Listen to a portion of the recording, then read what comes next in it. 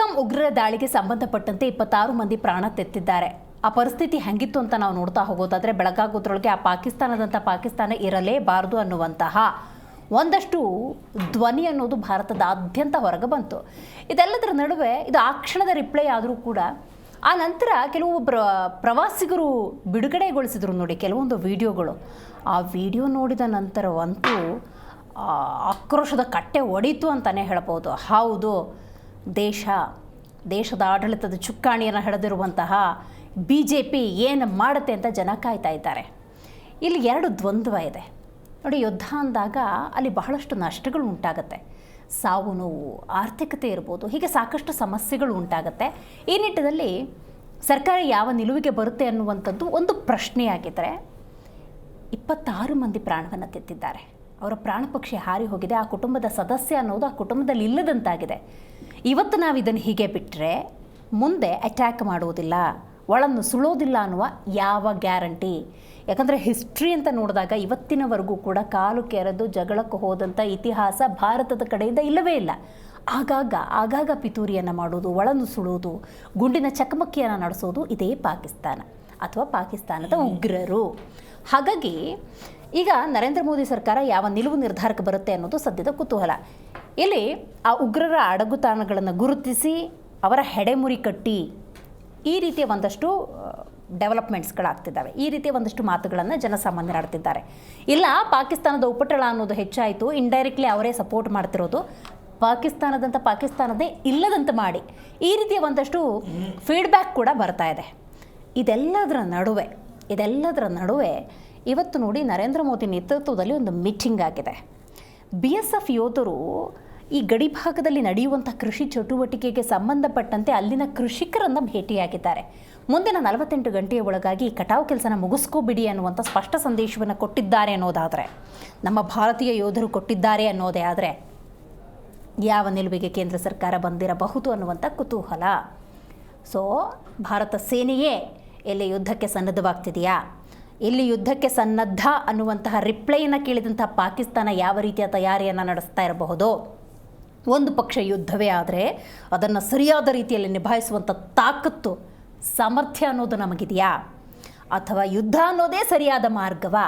ಎಲ್ಲ ಪ್ರಶ್ನೆಗಳಿಗೆ ಇವತ್ತಿನ ಜಿ ಸಂವಾದದಲ್ಲಿ ಉತ್ತರವನ್ನು ಪಡೆದುಕೊಳ್ಳೋಣ. ನಾನು ದಿವ್ಯಶ್ರೀ.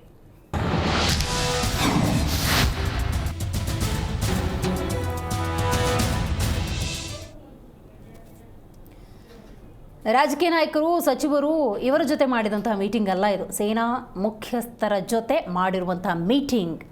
ಹಾಗಾಗಿ ಈ ಮೀಟಿಂಗ್ ಬಹಳ ಮಹತ್ವಪೂರ್ಣದ್ದು. ಸೊ ರಾಜತಾಂತ್ರಿಕವಾಗಿ ಪಾಕಿಸ್ತಾನವನ್ನು ಯಾವ ರೀತಿ ಕಟ್ಟಿ ಹಾಕಬಹುದು, ಆ ಎಲ್ಲ ಪ್ರಯತ್ನಗಳನ್ನು ಈಗಾಗಲೇ ಕೇಂದ್ರ ಸರ್ಕಾರ, ನರೇಂದ್ರ ಮೋದಿ ನೇತೃತ್ವದ ಸರ್ಕಾರ ಮಾಡಿದ್ದಾಗಿದೆ. ಏನು ಪ್ರತೀಕಾರದ ಧಗೆ ಅನ್ನೋದು ಹೆಚ್ಚಾಗಿದೆ. ಭಾರತೀಯರ ರಕ್ತ ಕುದೀತಾ ಇದೆ. ಈಗ ಆಕ್ರೋಶಗೊಂಡಿರುವಂತಹ ಹಲವು ಭಾರತೀಯರು ಯುದ್ಧ ಆಗೇ ತಿರಬೇಕು ಅಂತ ಹೇಳೋರೇನೋ ಗಡಿಯಲ್ಲಿ ಹೋಗಿ ಸೈನಿಕ ವೃತ್ತಿಯನ್ನು ನಿಭಾಯಿಸೋದಿಲ್ಲ. ನಾವು ಪ್ರಾಕ್ಟಿಕಲಿ ನೋಡಬೇಕಾಗತ್ತೆ. ನಾವು ಹೋಗ್ತೀವಿ, ನುಗ್ಗಿ ಹೊಡಿತೀವಿ ಅನ್ನೋದಾದರೆ ಜನಸಾಮಾನ್ಯರ ಪಾಡೇನು ಅನ್ನುವಂಥ ಪ್ರಶ್ನೆ ಬರುತ್ತೆ. ಈ ಪರಿಸ್ಥಿತಿಯನ್ನು ಅಚ್ಚುಕಟ್ಟಾಗಿ, ಸೂಕ್ಷ್ಮವಾಗಿ, ಗಂಭೀರವಾಗಿ ಪರಿಗಣಿಸಬೇಕಾಗತ್ತೆ. ಸೊ ಪಾಕ್ ವಿರುದ್ಧ ಪ್ರತೀಕಾರಕ್ಕೆ ಕೌಂಟ್ ಡೌನ್ ಅಂತ ಹೇಳಲಾಗ್ತಾ ಇದೆ. ಹಾಗಾದರೆ ಸೇನೆಯೇ ಯುದ್ಧಕ್ಕೆ ಹೋಗುತ್ತಾ? ಪ್ರಶ್ನೆ. ಇನ್ನು ಕೇಂದ್ರದ ನಿರ್ಧಾರಕ್ಕೆ ಇಡೀ ದೇಶ ಕಾತರದಿಂದ ಕಾಯ್ತಾ ಇದೆ. ಆ 26 ಜನ ಪ್ರಾಣ ತೆತ್ತುವ ಸಂದರ್ಭದಲ್ಲಿ ನಾವು ಹೀಗೆ ಪಹಲ್ಗಾಮ್ ಅನ್ನುವಂಥ ಸುಂದರ ನೋಟವನ್ನು ಕಣ್ತುಂಬಿಕೊಂಡು ಹೋದಾಗ ಹೀಗಾಗತ್ತೆ ಅಂತ ಅವ್ರು ಊಹಿಸಿರೋದಕ್ಕೂ ಕೂಡ ಸಾಧ್ಯ ಇಲ್ಲ. ಎಂಥ ಪ್ರಕೃತಿಯ ಸೌಂದರ್ಯ ಅದು. ಒಂದು ಸಲ ನಮ್ಮ ಕಾಶ್ಮೀರ ಆ ಮುಕ್ಕುಟವನ್ನು ತಲುಪಬೇಕು ಅಂತ ಹಲವು ಭಾರತೀಯರು ಕನಸನ್ನು ಇಟ್ಕೊಂಡಿರ್ತಾರೆ. ಈ ಉಗ್ರ ದಾರಿ ಆ ಕನಸನ್ನು ಚಿವುಟು ಬಿಡ್ತು. ಹಾಗಾಗಿ ಸೇನಾ ಮುಖ್ಯಸ್ಥರ ಜೊತೆ ಇವತ್ತು ಮೀಟಿಂಗ್ ಆಗಿದೆ. ಸಾಲು ಸಭೆಯನ್ನು ನಡೆಸಿದ್ದಾರೆ ಪ್ರಧಾನಿ ನರೇಂದ್ರ ಮೋದಿ. ಪ್ರಮುಖ ಸಚಿವರ ಜೊತೆಗೂ ಮಹತ್ವದ ಮೀಟಿಂಗನ್ನು ಮಾಡಿದ್ದಾರೆ. ಸೇನಾ ಮುಖ್ಯಸ್ಥರ ಜೊತೆ ಮೀಟಿಂಗನ್ನು ಮಾಡಿದ್ದಾರೆ. ಶೀಘ್ರ ಕೇಂದ್ರ ಸರ್ಕಾರ ಈ ಒಂದು ಪಹಲ್ಗಾಮ್ ಉಗ್ರರ ದಾಳಿಗೆ ಸಂಬಂಧಪಟ್ಟಂತೆ ಪ್ರಮುಖ ಘೋಷಣೆಯನ್ನೇನಾದರೂ ಮಾಡುತ್ತಾ ಅನ್ನೋದೇ ಸದ್ಯದ ಪ್ರಶ್ನೆ. ಇಂಥ ದೃಶ್ಯಾವಳಿಗಳನ್ನು ನೋಡಿದ ಸಂದರ್ಭದಲ್ಲಿ ಆನ್ ರೆಕಾರ್ಡ್ ಇಷ್ಟೆಲ್ಲ ಡೆವಲಪ್ಮೆಂಟ್ಸ್ ಆಗ್ತಿದೆ ಅನ್ನೋದಾದರೆ ಇದನ್ನು ಗಮನಿಸುವಂಥ ಪಾಕಿಸ್ತಾನ ಏನೋ ಸುಮ್ಮನೆ ಕೂತ್ಕೊಂಡ್ಬಿಡುತ್ತಾ? ನೋಡಿ, ನರೇಂದ್ರ ಮೋದಿ ನೇತೃತ್ವದಲ್ಲಿ ಸೇನಾ ಮುಖ್ಯಸ್ಥರ ಜೊತೆ ಮೀಟಿಂಗ್ ಆಗ್ತಾ ಇದೆ, ರೈಟ್, ನಾವು ಹೆಂಗೆ ರೆಡಿ ಆಗಬೇಕು? Definitely they will plan. ಅಲ್ಲಿ ಸಚಿವರ ಜೊತೆ ಮೀಟಿಂಗನ್ನು ಮಾಡ್ತಿದ್ದಾರೆ. ಡೆಫಿನೆಟ್ಲಿ ಈ ಡೆವಲಪ್ಮೆಂಟ್ಸನ್ನು ನೋಡಿ ಅಲ್ಲೂ ಕೂಡ ಒಂದಷ್ಟು ತಯಾರಿಯನ್ನು ನಡೆಸ್ತಾರೆ. ಬಟ್ ಒಂದು ಪಕ್ಷ ಯುದ್ಧ ಅನ್ನೋದೇ ಆದರೆ, ಯುದ್ಧ ಇಲ್ಲ ಅನ್ನೋದಾದರೆ ಈ ಪರಿಸ್ಥಿತಿಯನ್ನು ಹೇಗೆ ನಿಭಾಯಿಸಬೇಕು, ಆ ನಿಟ್ಟಿನಲ್ಲಿ ಕೇಂದ್ರ ಸರ್ಕಾರ ಸರಿಯಾದ ನಿರ್ಧಾರಕ್ಕೆ ಬರಲೇಬೇಕಾಗಿದೆ. ವಿಶೇಷವಾಗಿ ಗಡಿಭಾಗದಲ್ಲಿರುವಂತಹ ಭಾರತೀಯರ ರಕ್ಷಣೆ, ಆ ರಕ್ಷಣೆ ಸರಿಯಾದ ರೀತಿಯಲ್ಲಾಗಬೇಕಾಗತ್ತೆ. ಆ ನಿಟ್ಟಿನಲ್ಲಿ ನರೇಂದ್ರ ಮೋದಿ ಸರ್ಕಾರ ಯಾವ ರೀತಿಯ ನಿಲುವಿಗೆ ಬರುತ್ತೆ ಅನ್ನುವಂಥ ಕುತೂಹಲ ಅನ್ನೋದು ಈ ಕ್ಷಣಕ್ಕೂ ಕೂಡ ಹೆಚ್ಚಾಗಿದೆ.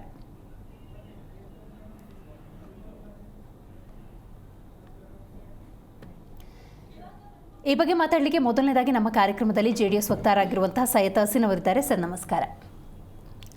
ರೈಟ್, ಇದೀಗ ನಮ್ಮ ಕಾರ್ಯಕ್ರಮದಲ್ಲಿ AP ವಕ್ತಾರರಾಗಿರುವಂತಹ ರವೀಶ್ ದಾಸಪ್ಪ ಅವರಿದ್ದಾರೆ. ನಮಸ್ಕಾರ ಸೈಯದ್ ಅವರೇ.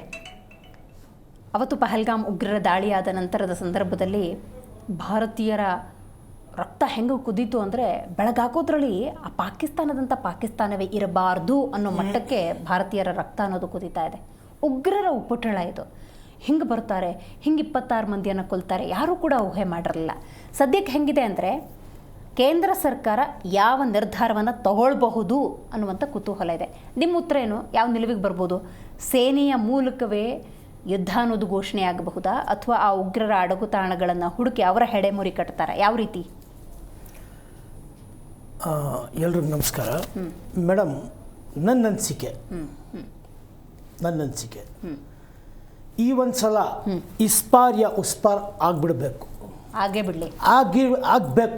ಆಗಬೇಕು. ಯಾಕಂದರೆ ಸಿನ್ಸ್ ಫ್ರಮ್ 1947 ಇಂಡಿಪೆಂಡೆನ್ಸ್ ಬಂತು. 48 ಇವ್ರು ನುಗ್ಗಿದ್ರು. 65 ಆಯಿತು, ಆಯಿತಾ, 71 ಆಯಿತು, ಆಮೇಲೆ 99. ಮೇಡಮ್, ಕಾರ್ಗಿಲಲ್ಲಿ ಇವಾಗ ನೀವು ಬೇರೆ ಇವತ್ತು ಪಹಲ್ಗಾಮಲ್ಲಿ 27 ಜನ ಕೊಂದಿರೋದು ಮಾತ್ರ ಹೇಳ್ತಾ ಇದ್ದೀವಿ. ಓಕೆ, ಇದಕ್ಕಿಂತ ಮುಂಚೆ ನಮ್ಮ ಸೈನಿಕರ ಮೇಲೆ ಅಟ್ಯಾಕ್ ಆಯಿತು ಅಲ್ಲಿ. ಆಮೇಲೆ ಈ ಕಾರ್ಗಿಲ್ ಅನ್ನೋದಾಯ್ತಲ್ಲ, ಅದರಲ್ಲಿ ಇಬ್ಬರ ಮೇಡಮ್. ಇದರಲ್ಲಿ 20 ಅಂದರೆ 1:10 madam. The ratio was 1:10 Kargil ಯುದ್ಧದಲ್ಲಿ. ಯಾಕಂದರೆ ಅವ್ರು ಅಡ್ವಾಂಟೇಜ್ ಪಾಯಿಂಟಲ್ಲಿ ಇದ್ವಿ, ನಾವು ಕೆಳಗಿಂದ ಹತ್ತಿದ್ದು, ಆಯಿತಾ. ಪ್ರತಿ ಸಲ ಅವಕಾಶ ಕೊಟ್ಟಿದ್ದೀವಿ. ನಮ್ಗೆ ಶಾಂತಿ ಬೇಕು ಮೇಡಮ್. ನಮ್ಮ ದೇಶದಲ್ಲಿ ಮಹಾತ್ಮ ಗಾಂಧಿಯೂ ಇದ್ದಾರೆ, ಸುಭಾಷ್ ಚಂದ್ರ ಬೋಸ್, ಭಗತ್ ಸಿಂಗೂ ಇದ್ದಾರೆ.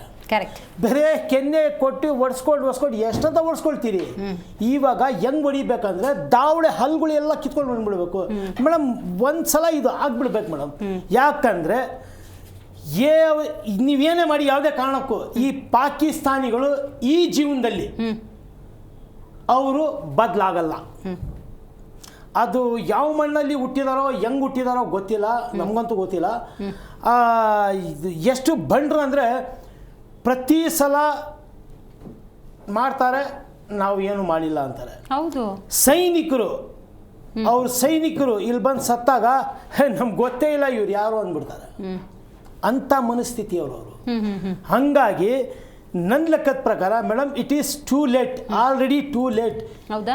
99 ಕಾರ್ಗಿಲಲ್ಲಿ ನಮ್ಗೆ ಇನ್ಫಾರ್ಮೇಶನ್ ಬಂದ ತಕ್ಷಣ ನಾವು ಮೀಟಿಂಗ್ಗಳು ಮಾಡಿಕೊಂಡು ಅದು ಮಾಡಿಕೊಂಡು ಇದು ಮಾಡಿಕೊಂಡು ಡಿಸಿಷನ್ ತಗೊಂಡ್ವಾ, ಇಲ್ಲ ಇಮಿಡಿಯೇಟ್ ಡಿಸಿಷನ್ ತಗೊಂಡ್ವಿ, ರಿಟಾಲಿಯೇಟ್ ಮಾಡಿದ್ವಿ, ಗೆದ್ದಿದ್ವಿ. ಇವಾಗ ಈ ಬಾರಿ ಯಾವುದೇ ಕಾರಣಕ್ಕೂ ಮೇಡಮ್ ಬಿಡಬಾರ್ದು. ಫಸ್ಟ್ ಆಫ್ ಆಲ್ ತಪ್ಪು ಆಗಿದ್ದೆ ನೆಹರೂಜಿ ಅವ್ರ ಪೀರಿಯಡಲ್ಲಿ. ಯಾವಾಗ ಪಾಕಿಸ್ತಾನ್ POK ಆಕ್ಯುಪೈ ಮಾಡ್ಕೊಂಡ್ಬಿಡ್ತು, ಆವಾಗ ಇವರು ಅಮೇರಿಕಾ ಮಾತು ಮೇಲೆ ಬಿಟ್ಕೊಟ್ಬಿಟ್ರಲ್ಲ, ಅದು ಒಂದು ತಪ್ಪು.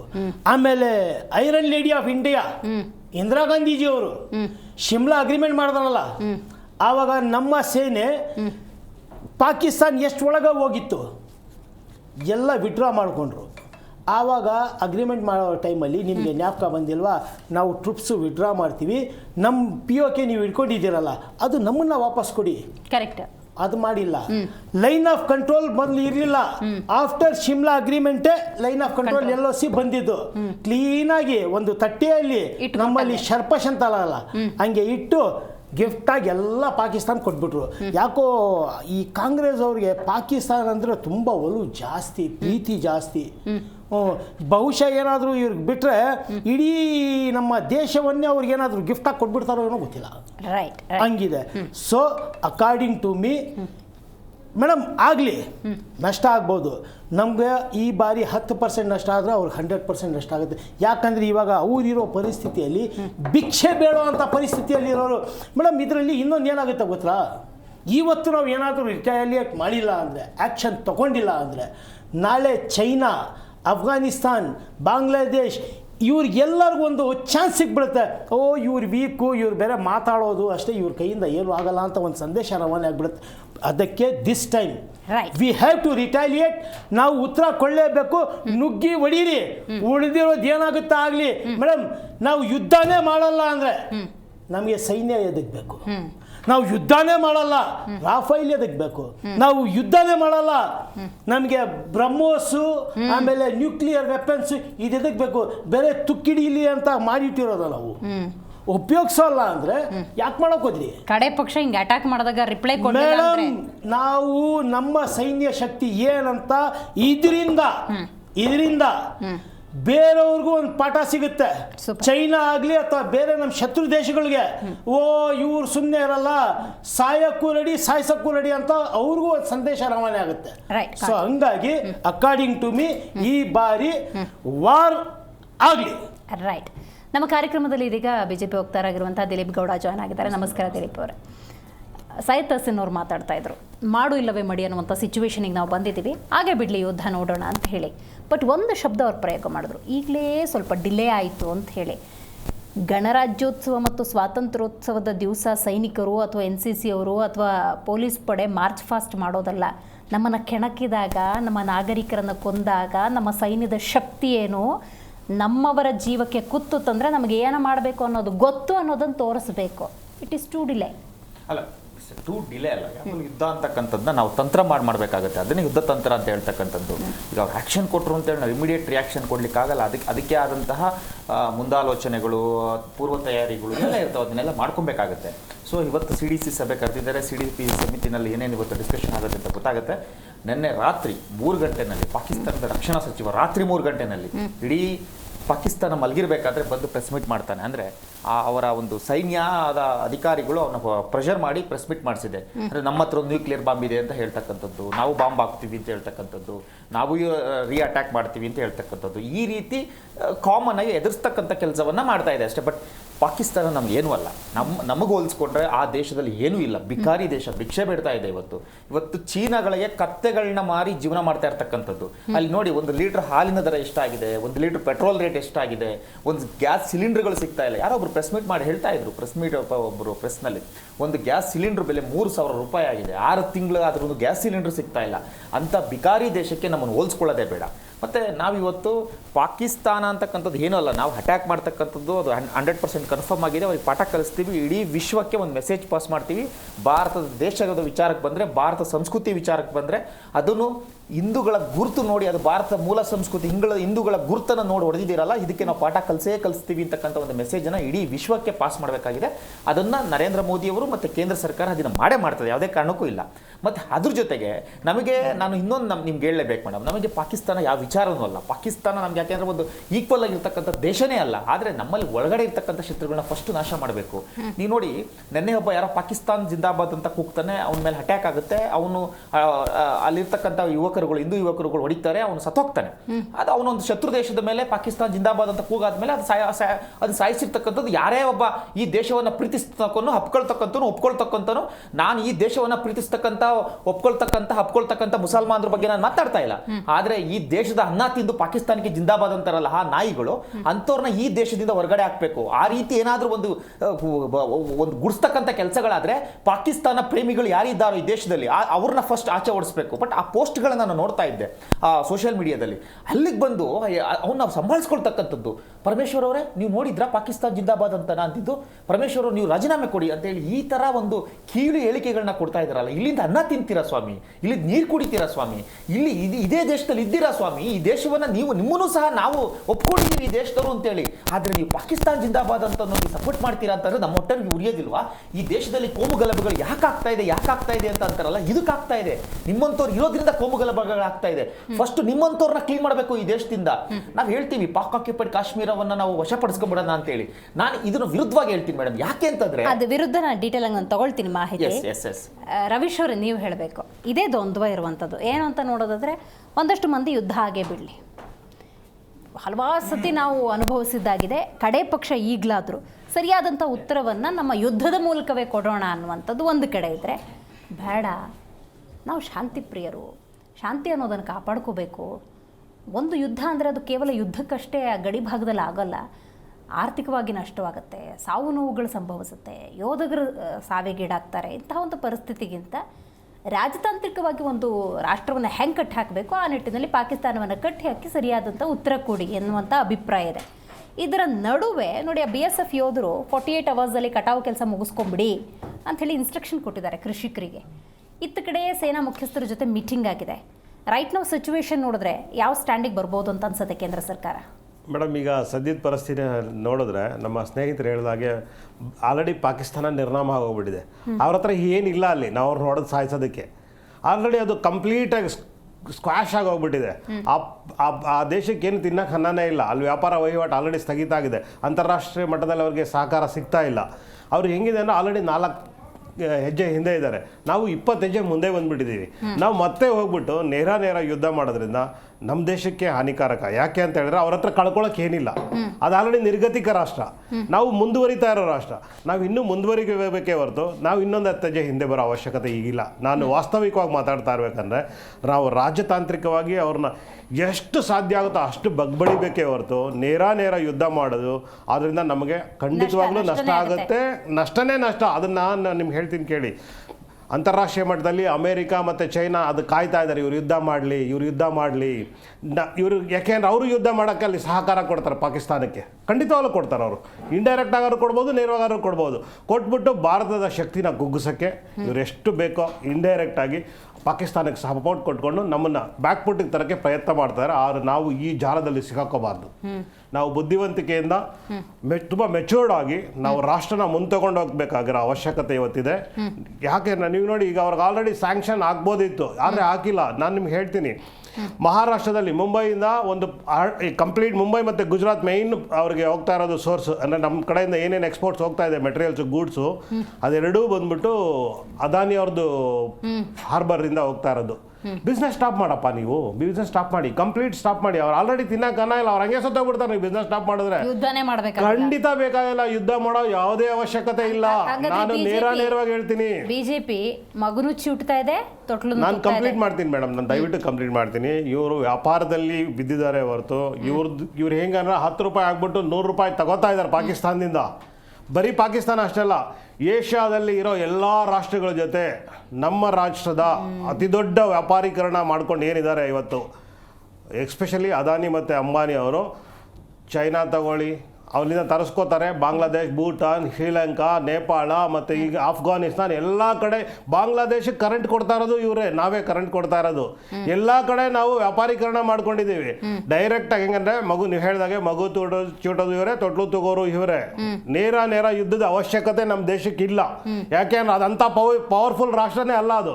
ನಾವು ಆಲ್ರೆಡಿ ಅವ್ರನ್ನ 4 ಹೆಜ್ಜೆ ಹಿಂದೆ ಇಟ್ಬಿಟ್ಟಿದ್ದೀವಿ. ನಾವು ಮುಂದುವರಿತಾ ಇದ್ದೀವಿ. ನಮ್ಮ ಎಜುಕೇಷನ್ ಲೆವೆಲ್ ಹೈ ಲೆವೆಲಲ್ಲಿದೆ. ಅವ್ರ ಎಜುಕೇಷನ್ ಲೆವೆಲ್ ಯಾವುದೋ ಮೂಲೆಯಲ್ಲಿ ಬಿದ್ದಿದೆ ಅದು. ಆಮೇಲೆ ಅವ್ರ ಹತ್ರ ಇರೋ ಮಿಲಿಟರಿ ಸೋರ್ಸ್ ಏನಿಲ್ಲ, ಬರೀ ಒಂದು ನ್ಯೂಕ್ಲಿಯರ್ ಬಾಂಬ್ ಇಟ್ಕೊಂಡು ಆಟ ಆಡ್ತಾ ಇದ್ದಾರೆ ಅಷ್ಟೇ. ಅವ್ರ ಹತ್ರ ಸೋಲ್ಜರ್ಸ್ ಆಲ್ರೆಡಿ ಅವರೇ ಸುಸ್ತಾಗಿ ಹೋಗ್ಬಿಟ್ಟಿದ್ದಾರೆ. ನಮ್ಗೆ ಯುದ್ಧನೇ ಬೇಡಪ್ಪ, ಅವ್ರು ಕೈ ಮುಗಿತಾರೆ, ದಯವಿಟ್ಟು ನಮ್ಗೆ ಯುದ್ಧ ಮಾಡಬೇಡಿ ಅಂತ. ಆ ದುಸ್ಥಿತಿನಲ್ಲಿರೋರ ಹತ್ರ ಹೋಗ್ಬಿಟ್ಟು ನಾವು ವೀರಾವೇಶದಿಂದ ಹೋಗಿ ಯುದ್ಧ ಮಾಡ್ತೀವಿ ಅಂದರೆ ಅದು ಅರ್ಥನೇ ಇಲ್ಲ. ನಾನು ಹೇಳ್ತೀನಿ ನೋಡಿ, ಈಗ ಅರುಣಾಚಲ್ ಪ್ರದೇಶದಲ್ಲಿ 100 ಕಿಲೋಮೀಟರ್ಸ್ ಒಳಗಡೆ ಬಂದಿರೋ ಬಾರ್ಡರ್ವರೆಗೂ ಅವರು ಚೈನಾದವ್ರು ಎಲ್ಲ ಬೇಕಾಗಿರೋ ಎಲ್ಲ ಮೂಲಭೂತ ಸೌಕರ್ಯಗಳನ್ನ ರೆಡಿ ಮಾಡ್ಕೊಂಡಿದ್ದಾರೆ. ತಾಕತ್ತಿದ್ರೆ ಚೈನಾ ಮೇಲೆ ಯುದ್ಧ ಮಾಡಲಿ ಇವರು. ಹೌದು, ನಾವು ಬೆಂಬಲ ಕೊಟ್ಟಿದ್ದೀವಿ, ಇದಕ್ಕೆ ಬೆಂಬಲ ಕೊಡ್ತೀವಿ.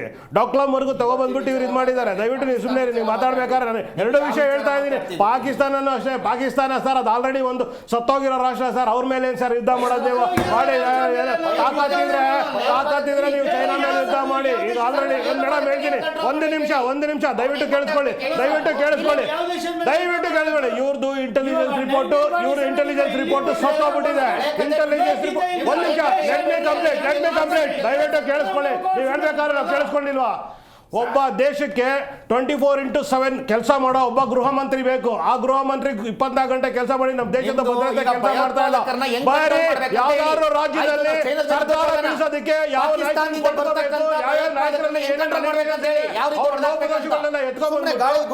ಪಕ್ಷಕ್ಕೆ ಸೇರ್ಕೊಂಡು ಅಲ್ಲಿರೋ ಸರ್ಕಾರಗಳನ್ನ ಶಕ್ತಿ ಕುಗ್ಗಿಸಿ ಬರೀ ಸರ್ಕಾರಗಳು ಹುರುಳಿಸೋದೇ ಮಾಡ್ತಾರೆ ಹೊರತು ಈ ಗೃಹ ಮಂತ್ರಿಗಳು ದೇಶದ ಭದ್ರತೆಗೆ ಎಲ್ಲಿ ಕೆಲಸ ಮಾಡ್ತಾ ಇದ್ದಾರೆ?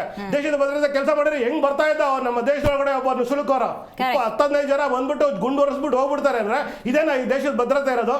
ಹೇಳ್ಕೊಳಕ್ ಮಾತ್ರ 56 ಇಂಚು ಎದೆ ನಮ್ದು ಸರ್ಕಾರ ಹಂಗ್ ನಡೆಸ್ತಾ ಇದೀವಿ ಹಿಂಗ್ ನಡೆಸ್ತೀವಿ ಅಂತ ಸುಳ್ಳು ಬೆಳಗ್ಗೆಯಿಂದ ಸಂಜೆವರೆಗೂ ಎಲ್ಲಾ ರಾಜ್ಯಗಳಲ್ಲೂ ಹೋಗ್ಬಿಟ್ಟು ಘೋಷಣೆ ಕೂತ್ಕೊಂಡು ಇಲ್ಲದೆ ಇರೋದೆಲ್ಲ ಕಾಪಿ ಮಾಡ್ಕೊಂಡ್ಬಿಟ್ಟು ನಾನು ಹಂಗ್ ಮಾಡ್ತೀನಿ ಹಿಂಗ್ ಮಾಡ್ತೀನಿ ಅಂತ ಹೇಳ್ತಾರೆ. ಇವತ್ತು ಅದು ನಡೆದ ಘಟನೆ ಆಗಿದೆ. ಇದುವರೆಗೂ ಒಂದೇ ಒಂದು ಪ್ರೆಸ್ ಮೀಟ್ ಮಾಡೋಕ್ಕಾಗಿಲ್ಲ. ಒಂದೇ ಒಂದು ಪ್ರೆಸ್ ಮೀಟ್ ಮಾಡಿಲ್ಲ.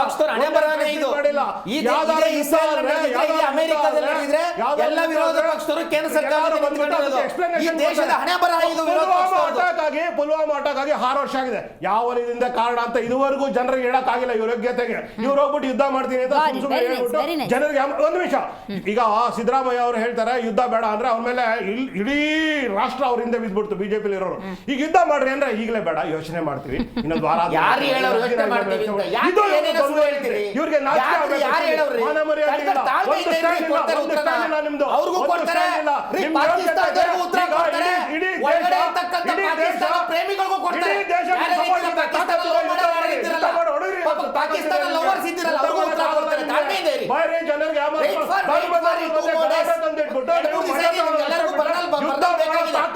ನಿಮ್ಗೆ ಬರೀ ಸುಳ್ಳು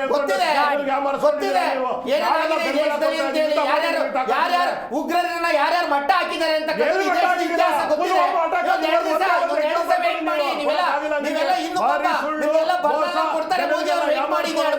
ವ್ಯಾಪಾರ ಮಾಡೋದು, ವ್ಯಾಪಾರೀಕರಣ ಮಾಡ್ಕೊಳ್ಳೋದು ಎಲ್ಲ ಮಾಡೋದು ಇಲ್ಲ. ಮುಂದಗಡೆಯಿಂದ ಒಂದು ಸ್ಟೆಪ್, ಹಿಂದಗಡೆಯಿಂದ ಒಂದು ಸ್ಟೆಪ್. ಬರೀ ಡಬಲ್ ಸ್ಟ್ಯಾಂಡರ್ಡ್ ಮೇಡಮ್ ಬಿಜೆಪಿದು. ಒಂದು ಸ್ಟ್ಯಾಂಡ್ಗೆ ಇವ್ರು ಬರಲ್ಲ. ಈಗ ನೋಡಿ ಇವ್ರ ಕೈ ಯುದ್ಧ ಮಾಡಕ್ ಇವಾಗ ಇಲ್ಲ, ಯುದ್ಧ ಮಾಡಕ್ ಆಗಿದ್ರೆ ಅದಕ್ಕೆ ಏನ್ ಹೇಳಿದಾರೆ ಗೊತ್ತಾ? ನಾವು ಮಿಲಿಟರಿ ಅಧಿಕಾರಿಗಳು ಮುಖ್ಯಸ್ಥರ ಹತ್ರ ಮಾತಾಡ್ತೀವಿ. ಗೆದ್ರೆ ಇವ್ರದ್ದು ಲಾಭ, ಸೋತ್ರೆ ಆ ಮುಖ್ಯಸ್ಥರುಗಳ ಮೇಲೆ ಹಾಕ್ಬಿಡ್ತಾರೆ. ಇವ್ರು ಏನನ್ನ ಸಣ್ಣ ಪುಟ್ಟ ಸಮಸ್ಯೆಗಳು ಬಂದ್ರೆ ದೇವರಣ ಇದೇ ಮಾಡೋದು. ಇವ್ರು ಬರೀ ಸುಳ್ಳು ಪಾಕಿಸ್ತಾನ ಜೊತೆ ದೇವರಣ ಅವಶ್ಯಕತೆ ಇಲ್ಲ. ಸೋಲದೇ ಇಲ್ಲ. ಆಮ್ ಆದ್ಮಿ ಪಾರ್ಟಿ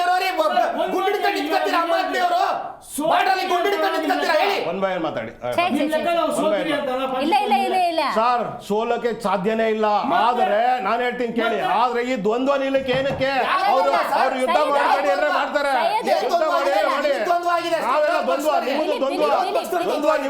ಪ್ರವೇಶರ್ ಕಾಂಟೆಕ್ಸ್ಟ್ ಇಷ್ಟೇ. ಸತ್ತಿರೋ ಅವನು ಯಾಕೆ ಹೊಡಿತೀರಿ ಅಂತ ಸಿಂಪಲ್. ಅದು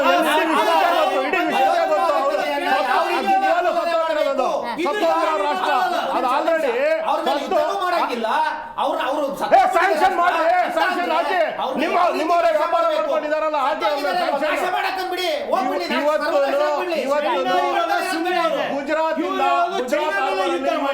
ಪಾಕಿಸ್ತಾನದಲ್ಲಿ ಯುದ್ಧ ಇವ್ರ ಸಪೋರ್ಟ್ ಏನು?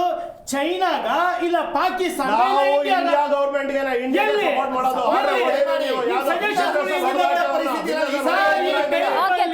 ಏನ್ ಮಾಡ್ಬೇಕು ಅದೇಳಿ ನಾವು ಮಾಡಿರೋದು ನೋಡಿದೀವಿ. ಏನೇನು ಮಾಡಿದಿರ 10 ವರ್ಷದಿಂದ ಅಂತ ಜನ ಪಾಠ ಕಲಿತಾರೆ. ಈಗ ನಮ್ಮ ಕಾರ್ಯಕ್ರಮದಲ್ಲಿ ಕಾಂಗ್ರೆಸ್ ವಕ್ತಾರರಾಗಿರುವಂತಹ ಸ್ವಾತಿ ಚಂದ್ರಶೇಖರ್ ಭಾಗಿಯಾಗಿದ್ದಾರೆ. ನಮಸ್ಕಾರ ಸ್ವಾತಿ.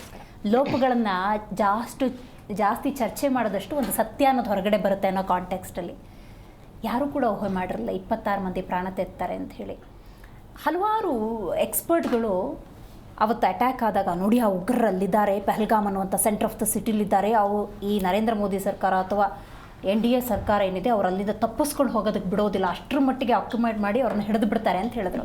ನಾನು ಕೇಳ್ತಿದ್ದೆ ಹೆಂಗೆ ಎಂಟ್ರಿ ಕೊಟ್ಟರು, ಅದು ಇಂಪಾರ್ಟೆಂಟ್. ಅದಕ್ಕೆ ನನಗೊಂದು ಕ್ಲಾರಿಟಿ ಬೇಕು. ಅಟ್ ದ ಸೇಮ್ ಟೈಮ್ ದೇಶದ ಪ್ರಧಾನಿ ಅಂತ ಅನ್ಸ್ಕೊಂಡಿರುವಂಥ ಪ್ರಧಾನಿ ನರೇಂದ್ರ ಮೋದಿ ಅವತ್ತು ಆ ಸಂತ್ರಸ್ತರು ಅಂತ ಏನಿರ್ತಾರೆ ಅವರ ಜೊತೆ ಹೋಗಿ ಮಾತಾಡ್ಬೇಕು. ಕಡೆ ಪಕ್ಷ ಒಂದು ಸುದ್ದಿಗೋಷ್ಠಿ ಮಾಡಿ, ಹೆದರಬೇಡಿ ನಾನಿದ್ದೀನಿ, ಏನೋ ಲೋಪ ಆಗಿದೆ, ಕರೆಕ್ಷನ್ ಮಾಡ್ಕೊಳ್ಳೋಣ, ನಿಮ್ಮ ಜವಾಬ್ದಾರಿ ನಮ್ಮದು, ಈ ಥರದ್ದು ಬರಲಿಲ್ಲ. ಬಿಹಾರದಲ್ಲಿ ಹೋಗಿ ಭಾಷಣ ಮಾಡ್ತಾರೆ.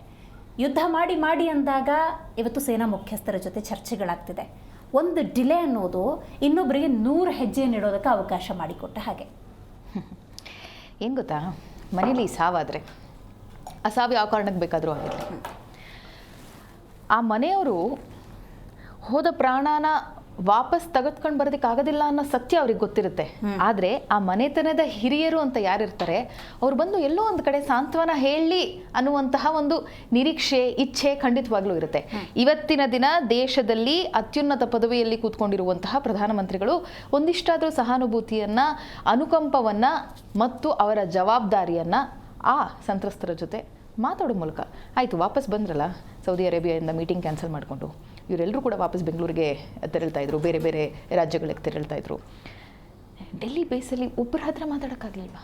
ಹೋಗಿ ಭೇಟಿ ಮಾಡೋದಕ್ಕೆ ಸಾಧ್ಯ ಆಗಲಿಲ್ವಾ? ಬೇಡ ರೀ, ನೀವು ಅದನ್ನೂ ಮಾಡಬೇಡಿ. ನೀವು ಬಿಹಾರ ಚುನಾವಣೆ ಪ್ರಚಾರಕ್ಕೆ ಹೋಗ್ಬಿಟ್ರಲ್ಲ, PM ಅಲ್ಲಿ ಕೂತ್ಕೊಂಡು I am with the country in this position, in this situation, ಏನು ಬೇಕಾದಾಗಲಿ 56 ಇಂಚು ಅಂತ ಮಾತಾಡ್ತಾರಲ್ಲ, 56 ಇಂಚಿನ ಎದೆ ಗುಂಡಿಗೆ ಹೆಂಗಿದೆ ಅನ್ನೋದನ್ನು ನಾನು ಇವತ್ತಿನ ದಿನ ತೋರಿಸ್ತೀನಿ. I am sitting here in PMO. ಪ್ರತಿಯೊಂದು, ಪ್ರತಿ ಕ್ಷಣ, ಪ್ರತಿ ದಿನ, ಪ್ರತಿ ಮೊಮೆಂಟ್, ಪ್ರತಿ ನಿಮಿಷವೂ ಕೂಡ ಏನು ಆಗ್ತಾ ಇದೆ ಅನ್ನುವಂಥ ಅಪ್ಡೇಟನ್ನು ನಾನು ತೆಗೆದುಕೊಳ್ತೀನಿ ಮತ್ತು ದೇಶದ ಜನತೆಗೆ ನಾನು ವಾಪಸ್ ಹೇಳ್ತೀನಿ ನಾವು ಏನು ಮಾಡ್ತಾ ಇದೀವಿ ಅಂತ. ನೀವು ರಾಜತಾಂತ್ರಿಕವಾಗಿ ಏನು ಮಾಡ್ತಾ ಇದೀವಿ ಅಂತ ಹೇಳ್ಬಿಡಿ, ಡಿಫೆನ್ಸ್ ಮೀಟಿಂಗ್ಗಳಲ್ಲಿ ಏನು ನಡೀತಿದೆ ಅಂತ ಹೇಳ್ಬಿಡಿ. ಅಫ್ಕೋರ್ಸ್ ಅದಕ್ಕೊಂದು ಸೀಕ್ರೆಸಿ ಬೇಕಾಗುತ್ತೆ, ಅದಕ್ಕೊಂದು ಪ್ರೈವಸಿ ಬೇಕಾಗುತ್ತೆ, ಅದನ್ನು ನಾವು ಒಪ್ಕೊಳ್ತೀವಿ. ಆದರೆ ವಾಟ್ ಅಬೌಟ್ ಗಿವಿಂಗ್ ಕಾನ್ಫಿಡೆನ್ಸ್? ಇವತ್ತಿನ ದಿನ ನಾವು ಇಲ್ಲಿ ಕೂತ್ಕೊಂಡು ಚರ್ಚೆ ಮಾಡ್ತಾ ಇದೀವಿ ಅಂತಂದರೆ ನಮ್ಗೆ ಯಾರಿಗೂ ಕ್ಲಾರಿಟಿನೇ ಇಲ್ಲ ಭಾರತ ಏನು ಸ್ಟ್ಯಾಂಡ್ ತಗೊಳುತ್ತೆ ಅಂತ. ಒಬ್ಬರು ಯುದ್ಧ ಮಾಡಬೇಡಿ ಅಂತಾರೆ, ಇನ್ನೊಬ್ರು ಯುದ್ಧ ಮಾಡಿ ಅಂತಾರೆ. ಪಾಕಿಸ್ತಾನದ ವಿರುದ್ಧ ಯುದ್ಧ ಬೇಡ, ಅವರು ಆಲ್ರೆಡಿ ಹೀನಾಯವಾಗಿ ಹೋಗ್ಬಿಟ್ಟಿದ್ದಾರೆ. ಇರುವಂತಹ ಎಕನಾಮಿಕಲ್ ಸ್ಯಾಂಕ್ಷನ್ ಹಾಕಿ ಅಂತಂದ್ರೆ ನೀವು ದೇಶದ್ರೋಹಿ ಅಂತ ಹೇಳ್ತಾರೆ. BJP ಅವರಿಗೆ ತಮ್ಮ ಭದ್ರತೆಯನ್ನು ತಾವು ಕರೆಕ್ಟಾಗಿ ಕೊಡೋದಕ್ಕೆ ಸಾಧ್ಯ ಆಗದೆ ಯಾರಾದರೂ ಇವತ್ತಿನ ದಿನ ಅದು it's a failure of intelligence and it's a failure of home ministry ಅಂತ ಹೇಳಿದ್ರೆ ನೀವು ಪಾಕಿಸ್ತಾನ್ ಸಪೋರ್ಟರ್ಸ್ ಅಂತ ಹೇಳ್ತಿರಲ್ರಿ, ಏನ್ರಿ ಅದರ ಅರ್ಥ? ಆ್ಯಂಡ್ ಪಾಯಿಂಟ್ ಬ್ಲ್ಯಾಂಕಲ್ಲಿ ಗುಂಡಿಟ್ಟು ಹೊಡೆದಿರುವಂಥದ್ದು, ಪಾಯಿಂಟ್ ಬ್ಲ್ಯಾಂಕಲ್ಲಿ ಗುಂಡಿಟ್ಟು ಹೊಡಿಬೇಕು ಯಾರಾದರೂ ಒಬ್ಬ, ಅದು ಎಂಥದ್ದೇ ಟೆರರಿಸ್ಟ್ ಆಗಿರಲಿ, ಹೊಡಿಬೇಕು ಅಂತಂದರೆ ಕನಿಷ್ಠ ಪಕ್ಷ ಏನಿಲ್ಲ ಅಂತಂದರೂ 6 ರಿಂದ 8 ತಿಂಗಳ ಪ್ಲ್ಯಾನಿಂಗ್ ಇರಬೇಕು. ಆ್ಯಂಡ್ 1 ವರ್ಷಗಳ ಸರಿಸುಮಾರು ಆಲೋಚನೆ ಇದರ ಹಿಂದೆ ಇರಬೇಕು. ಹಾಗಾದರೆ ಮಾತ್ರ ಈ ರೀತಿಯಾದಂತಹ ಟೆರರ್ ಅಟ್ಯಾಕ್ಗಳು ನಡೆಯೋದಕ್ಕೆ ಸಾಧ್ಯ. ಘಟನೆ ನಡೆದೋಗಿದೆ, ಅಲ್ಲಿ ಸೆಕ್ಯೂರಿಟಿ ಇರಲಿಲ್ಲ, ಇದನ್ನು ನಾವೆಲ್ಲರೂ ಕೂಡ ಒಪ್ಕೊಳ್ಳೇಬೇಕು, ಇದನ್ನು BJP ಅವರು ಕೂಡ ಒಪ್ಕೊಳ್ಳೇಬೇಕು. ತಾಕತ್ತಿದ್ರೆ ದೇಶದ ಜನತೆ ಮುಂದೆ ಬಂದು ತಪ್ಪೊಪ್ಕೊಳ್ಳಿ, ಹೇಳಿ ಹೌದು ನಾವು 60,000 ಸೇನೆಯ ಅಧಿಕಾರಿಗಳನ್ನು ಭರ್ತಿ ಮಾಡಲಿಲ್ಲ, ಅಲ್ಲಿದ್ದಂತಹ ಹಣವನ್ನು ಬೇರೆ ಎಲ್ಲೋ ನಾವು ಡೈವರ್ಟ್ ಮಾಡಿದ್ವಿ, ಹಣ ಉಳ್ಸಕ್ಕೆ ಹೋದ್ವಿ, ಅಲ್ಲಿ ನಮ್ಮ ದೇಶದ ಜನರ ಪ್ರಾಣವನ್ನು ಒತ್ತೆ ಇಟ್ಟು ನಾವು ಈ ಕೆಲಸವನ್ನು ಮಾಡಿದ್ವಿ ಅಂತ ನೀವು ಒಪ್ಕೊಳ್ಳಿ. ಆದರೆ ಅದಾದ ನಂತರ ನೀವು ಏನ್ ಮಾಡ್ತೀರಿ ಅನ್ನೋದ್ರ ಜೊತೆ ನಾವಿದೀವಿ. As an opposition party we are there. ಈ ಸಂದರ್ಭ ನಿಮ್ಮನ್ನ ಅಪೋಸ್ ಮಾಡ್ಕೊಂಡು ಕೂತ್ಕೊಳ್ಳೋದಿಕ್ಕೋ ಅಥವಾ ನೀವು ಹಿಂಗ್ ಮಾಡ್ಬಿಡಿದಿರಿ ಹಂಗ್ ಮಾಡ್ಬಿಡಿದಿರಿ ಅಂತ ಹೇಳೋದಿಕ್ಕೋ ಅಲ್ಲ. ನಿಮ್ಮನ್ನ ಪ್ರಶ್ನೆ ಮಾಡುವಂತ ಅಧಿಕಾರ ನಮಗಿದೆ. ಮುಂದಿನ ದಿನಗಳಲ್ಲಿ ಖಂಡಿತವಾಗ್ಲೂ ಇದ್ರ ವಿರುದ್ಧ ಹೋರಾಟವನ್ನ ನಡೆಸ್ತೀವಿ, ಪ್ರಶ್ನೆ ಮಾಡ್ತೀವಿ. 2008 ನವೆಂಬರ್ನಲ್ಲಿ ನಡೆದಂತಹ ಮುಂಬೈ ಅಟ್ಯಾಕ್ ನಂತರ ಜನವರಿಯಲ್ಲಿ, ಫೆಬ್ರವರಿಯಲ್ಲಿ, ಮಾರ್ಚ್ನಲ್ಲಿ ನರೇಂದ್ರ ಮೋದಿ ಅವರ ಭಾಷಣವನ್ನ ನಾನು ಕೇಳ್ತಾ ಇದ್ದೆ. ಏನ್ ಮಾಡ್ತಾ ಇದೆ ಸರ್ಕಾರ? ಯಾಕೆ ಮನಮೋಹನ್ ಸಿಂಗ್ ಅವರು ಯಾವುದೇ ರೀತಿಯಾದಂತಹ ಕ್ರಮವನ್ನ ಕೈಗೊಳ್ಳೋಕೆ ಆಗ್ತಾ ಇಲ್ಲ? ಏನಕ್ಕೆ ಅವ್ರ ವಿರುದ್ಧ ನೀವು ಯುದ್ಧವನ್ನ ಸಾರ್ತಾ ಇಲ್ಲ? ಈಗ ಗೊತ್ತಾಯ್ತಾ ಸ್ವಾಮಿ, ಯುದ್ಧ ಮಾಡೋದು ಅಂತಂದ್ರೆ ಹೋಗಿ ಕಳ್ಳೆಪುರಿ ತಿಂದಷ್ಟು ಅಥವಾ ಸ್ಟೇಜ್ ಮೇಲೆ ನಿಂತ್ಕೊಂಡು ಮೈಕ್ ಮುಂದೆ ಭಾಷಣ ಮಾಡೋಷ್ಟು ಸುಲಭ ಅಲ್ಲ. ನೀವು ನಿಜವಾಗ್ಲೂ ಯುದ್ಧ ಮಾಡಬೇಕು ಅನ್ನೋದೇ ಆದ್ರೆ ನಾನು ಇವತ್ತಿನ ದಿನ ನಿಮ್ಮ ಜೀ ಕನ್ನಡದ ಚಾನೆಲ್ನಲ್ಲಿ ಕೂತ್ಕೊಂಡು ಆಗ್ರಹಿಸ್ತಾ ಇದ್ದೀನಿ, ಕ್ಯಾಪ್ಚರ್ POK. ಇದು ನಾವು ಪಾಕಿಸ್ತಾನಕ್ಕೆ ಕಲಿಸುವಂತಹ ಮೊದಲ ಪಾಠ. ಎರಡನೇದು, ರಾವಲ್ಪಿಂಡಿಗೆ ಹೋಗ್ರಿ, ಅಲ್ಲಿರುವಂತಹ ಒಂದಷ್ಟು ಸೈನಿಕರನ್ನು ಹೊಡಿರಿ. ಲಾಹೋರಿಗೆ ಹೋಗಿ ಕಂಟ್ರೋಲ್ ಅನ್ನು ತಗೊಳ್ಳಿ.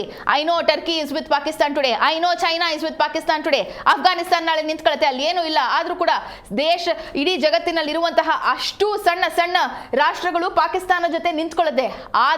ಆದರೆ ನಮಗೆ ಬೇಕಾಗಿರುವಂತಹ ಇಚ್ಛಾಶಕ್ತಿ ನಮ್ಮ ಜೊತೆ ಇದೆ. I know it is going to cost for India, ನಾನು ಇಲ್ಲ ಅಂತ ಹೇಳ್ತಾ ಇಲ್ಲ, ಬಟ್ ಇದಕ್ಕೊಂದು ಪರ್ಮನೆಂಟ್ ಸೊಲ್ಯೂಷನ್ ಹುಡುಕುವಂತಹ ಸಾಧ್ಯತೆ ಇದೆ. ಲಷ್ಕರ್ ಇ ತೊಯ್ಬಾ ಇದನ್ನು ನಾವೇ ಮಾಡಿದ್ದು ಅಂತ ಒಪ್ಕೊಂಡ್ರು. ಪಾಕಿಸ್ತಾನದ ಆರ್ಮಿಯ ಸಹಾಯ ಇಲ್ಲದೆ ಲಷ್ಕರ್ ಇ ತೊಯ್ಬಾ ಈ ರೀತಿಯಾದಂತಹ ಒಂದು ಉಗ್ರ ಚಟುವಟಿಕೆಯನ್ನು ನಡೆಸೋದಕ್ಕೆ ಸಾಧ್ಯನಾ? ಹೌದು. ಯಾರೂ ಕೂಡ ಯಾವ ಒಂದು ರಾಷ್ಟ್ರ ಕೂಡ ಓಪನ್ ಆಗಿ ಬಂದು ಹೇಳ್ಕೊಳ್ಳೋದಿಲ್ಲ ನಾವೇ ಬಂದಿದ್ದು ನಾವೇ ಹೊಡೆದಿದ್ದು ಅಂತ. ಸದ್ದಾಂ ಹುಸೇನನ US ಅವತ್ತಿನ ದಿನ ಹೊಡೆದು ಹಾಕಿದ ನಂತರದಲ್ಲಿ ಬಂದು ಹೇಳಿದ್ರು, ಏನು ನಮ್ಮ ಟ್ವಿನ್ ಟವರ್ ಮೇಲೆ ಅಟ್ಯಾಕ್ ಆದ ನಂತರದಲ್ಲಿ ಅದಕ್ಕೆ ಪ್ರತೀಕಾರವಾಗಿ ನಾವು ಇದನ್ನು ತೀರಿಸ್ಕೊಂಡ್ವಿ ಅಂತ. ಸೊ ನೀವು ಆರ್ಟಿಕಲ್ 370 ತೆಗೆದುಹಾಕಿದ್ದಕ್ಕೋಸ್ಕರ ನಾವು ಎಲಿಟಿಗೋ ಅಥವಾ ಇನ್ನೊಂದು IMಗೋ ಇಂಡಿಯಾ ಮುಜಾಹಿದೀನ್ಗೋ ನಾವು ಫಂಡ್ ಮಾಡಿ ನಾವು ಇದನ್ನ ಮಾಡಿದ್ವಿ ಅಂತ ಪಾಕಿಸ್ತಾನ ಯಾವತ್ತೂ ಹೇಳ್ಕೊಳ್ಳೋದಿಲ್ಲ. It is very clear. ಪಾಕಿಸ್ತಾನದಿಂದಲೇ 370ಗೆ ಈಗ ಪ್ರತೀಕಾರ ತಗೊಳ್ಳುವಂಥದ್ದು ಪ್ರತೀಕಾರ ನಡೀತಾನೆ ಇದೆ. ಪ್ರತೀಕಾರ ಹಲವಾರು ಭಾಗಗಳಲ್ಲಿ ನಡೀತಾನೆ ಇದೆ. ಆದರೆ ಇಷ್ಟು ದೊಡ್ಡ ಮಟ್ಟದಲ್ಲಿ ಅದು ಬೆಳಕಿಗೆ ಬಂದಿದ್ದು ಇವಾಗ.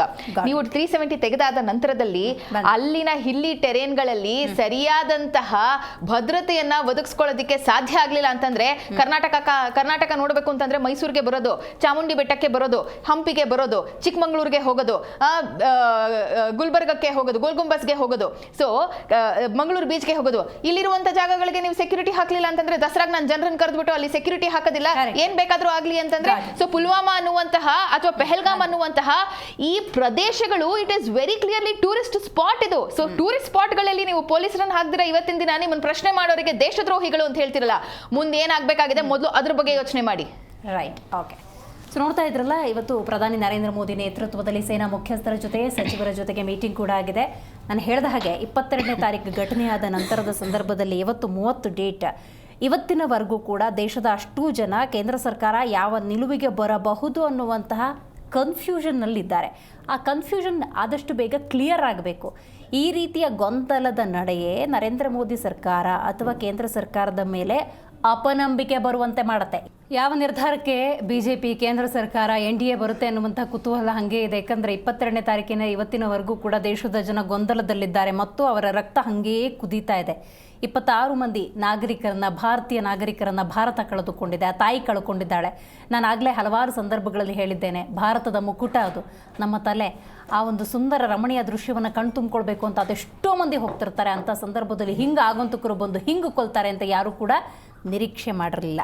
ಸೈಯದ್ ಸರ್, ನೀವು ಹೇಳಬೇಕು, ಯುದ್ಧ ಮಾಡ್ತೀವಿ ಅಂತ BJPಯೋ JDSೋ ಅಥವಾ ನಿಮ್ಮ ಮಿತ್ರ ಪಕ್ಷಗಳು ಮಾತಾಡಿದಾಗ ಬೇಡ ಅನ್ನತ್ತೆ ಕಾಂಗ್ರೆಸ್, AAP ಬೇಡ ಅನ್ನತ್ತೆ. ಯುದ್ಧಕ್ಕೆ ಡಿಲೇ ಏನು ಸೇನಾ ಮುಖ್ಯಸ್ಥರ ಜೊತೆ ಸಚಿವರ ಜೊತೆ ಚರ್ಚೆ ಅಂದಾಗ ನಿಮಗೆ ತಾಕತ್ತಿಲ್ವಾ ಅಂತ ಕೇಳುತ್ತೆ. ಮೇಡಮ್, ಇದೇ ನನ್ಗೆ ಬೇಕಾಗಿರೋದು ಕನ್ಫ್ಯೂಷನ್. ಆ್ಯಕ್ಚುಲಿ ಇವ್ರು ಡಬಲ್ ಸ್ಟ್ಯಾಂಡ್ ನನಗೆ ಅರ್ಥ ಆಗಲ್ಲ. ಇವ್ರು ನಮ್ಮನ್ನ ಸಪೋರ್ಟ್ ಮಾಡ್ತಾ ಇದ್ರ, ಇಲ್ಲ ಪಾಕಿಸ್ತಾನ ಸಪೋರ್ಟ್ ಮಾಡೋ, ಇಲ್ಲ ಚೈನಾ. ಇವಾಗ ಆಗಲೇ ನಮ್ಮ ಆಪ್ ವಕ್ತಾರವರು ಒಂದು ಮಾತಾಡೋದು, ನಾವು ಇವಾಗ ಬೆಳೀತಾ ಇದೀವಿ, ಹಿಂದಕ್ಕೆ ಹೋಗ್ಬಿಡ್ತೀವಿ. ಇದೇ 99ನಲ್ಲಿ ಕಾರ್ಗಿಲ್ ಬಾರಾದಾಗ ಹೇಳ್ಬೇಕಾಗಿತ್ತು, ಬೇಡ ಸರ್ ತಗೊಳ್ಳಿ, ಹೆಂಗೂ POಗೆ ಕೊಟ್ಬಿಟ್ಟಿದ್ದೀವಿ, ಇದು ಕೊಟ್ಬಿಡಿ, ಸುಮ್ಮನೆ ನಾವು ಹಿಂದಕ್ಕೆ ಹೋಗ್ಬಿಡ್ತೀವಿ ಅಂತ ಎಲ್ಲದಕ್ಕೂ ಹಿಂಗೆ ಹೇಳ್ಕೊಂಡು ಬರ್ತಾರೆ. ಇವ್ರ ಸ್ಟ್ಯಾಂಡೇ ನನಗೆ ಅರ್ಥ ಆಗಲ್ಲ. ಆಯಿತಾ ಮೇಡಮ್? ಇವಾಗ ಕಾಂಗ್ರೆಸ್ ವಕ್ತಾರರು ಹೇಳಿದ್ರು, I agree few points, but I don't agree few points. ಇವಾಗ ಪ್ರತಿಯೊಂದಕ್ಕೂ ಸೆಂಟ್ರಲ್ ಮೇಲೆ ನಾವು ಬೆರಳು ತೋರಿಸ್ತೀವಿ, ಆಯಿತಾ? ಜಮ್ಮು ಕಾಶ್ಮೀರಲ್ಲಿ ಇವ್ರದೇ ಅಲಯನ್ಸ್ ಆದ ಗೌರ್ನಮೆಂಟ್. ಓ ಮೈ ಗಾಡ್, ಬಹುಶಃ ಇದನ್ನ ಇವ್ರಿಗೂ ಕೂಡ BC ಪಾಟೀಲ್ ಪೋಸ್ಟ್ ನೋಡ್ಕೊಂಡ್ ಬಂದಿದ್ದಾರೆ ಅಂತ ಅನ್ಸುತ್ತೆ. ಕೇಂದ್ರ ಆಡಳಿತ ಪ್ರದೇಶವಾಗಿರುವಂತ ಜಮ್ಮು ಕಾಶ್ಮೀರದಲ್ಲಿ ಯಾವುದೇ ಪೊಲೀಸ್ ಆಗ್ಲಿ ಅಥವಾ ಬಾರ್ಡರ್ ಸೆಕ್ಯೂರಿಟಿ ಫೋರ್ಸ್ ಆಗ್ಲಿ ಲೋಕಲ್ ಪೊಲೀಸಿಗೂ ಒಂದು ಅಧಿಕಾರ ಇರೋದಿಲ್ಲ. ಇದನ್ನ ದಯವಿಟ್ಟು ಅವ್ರು ಮನವರಿಕೆ ಮಾಡ್ಕೊಂಡ್ಬಿಡ್ಲಿ first. Next Madam, I don't need to be educated from you. Just listen to me. Then when it comes to you, you can answer.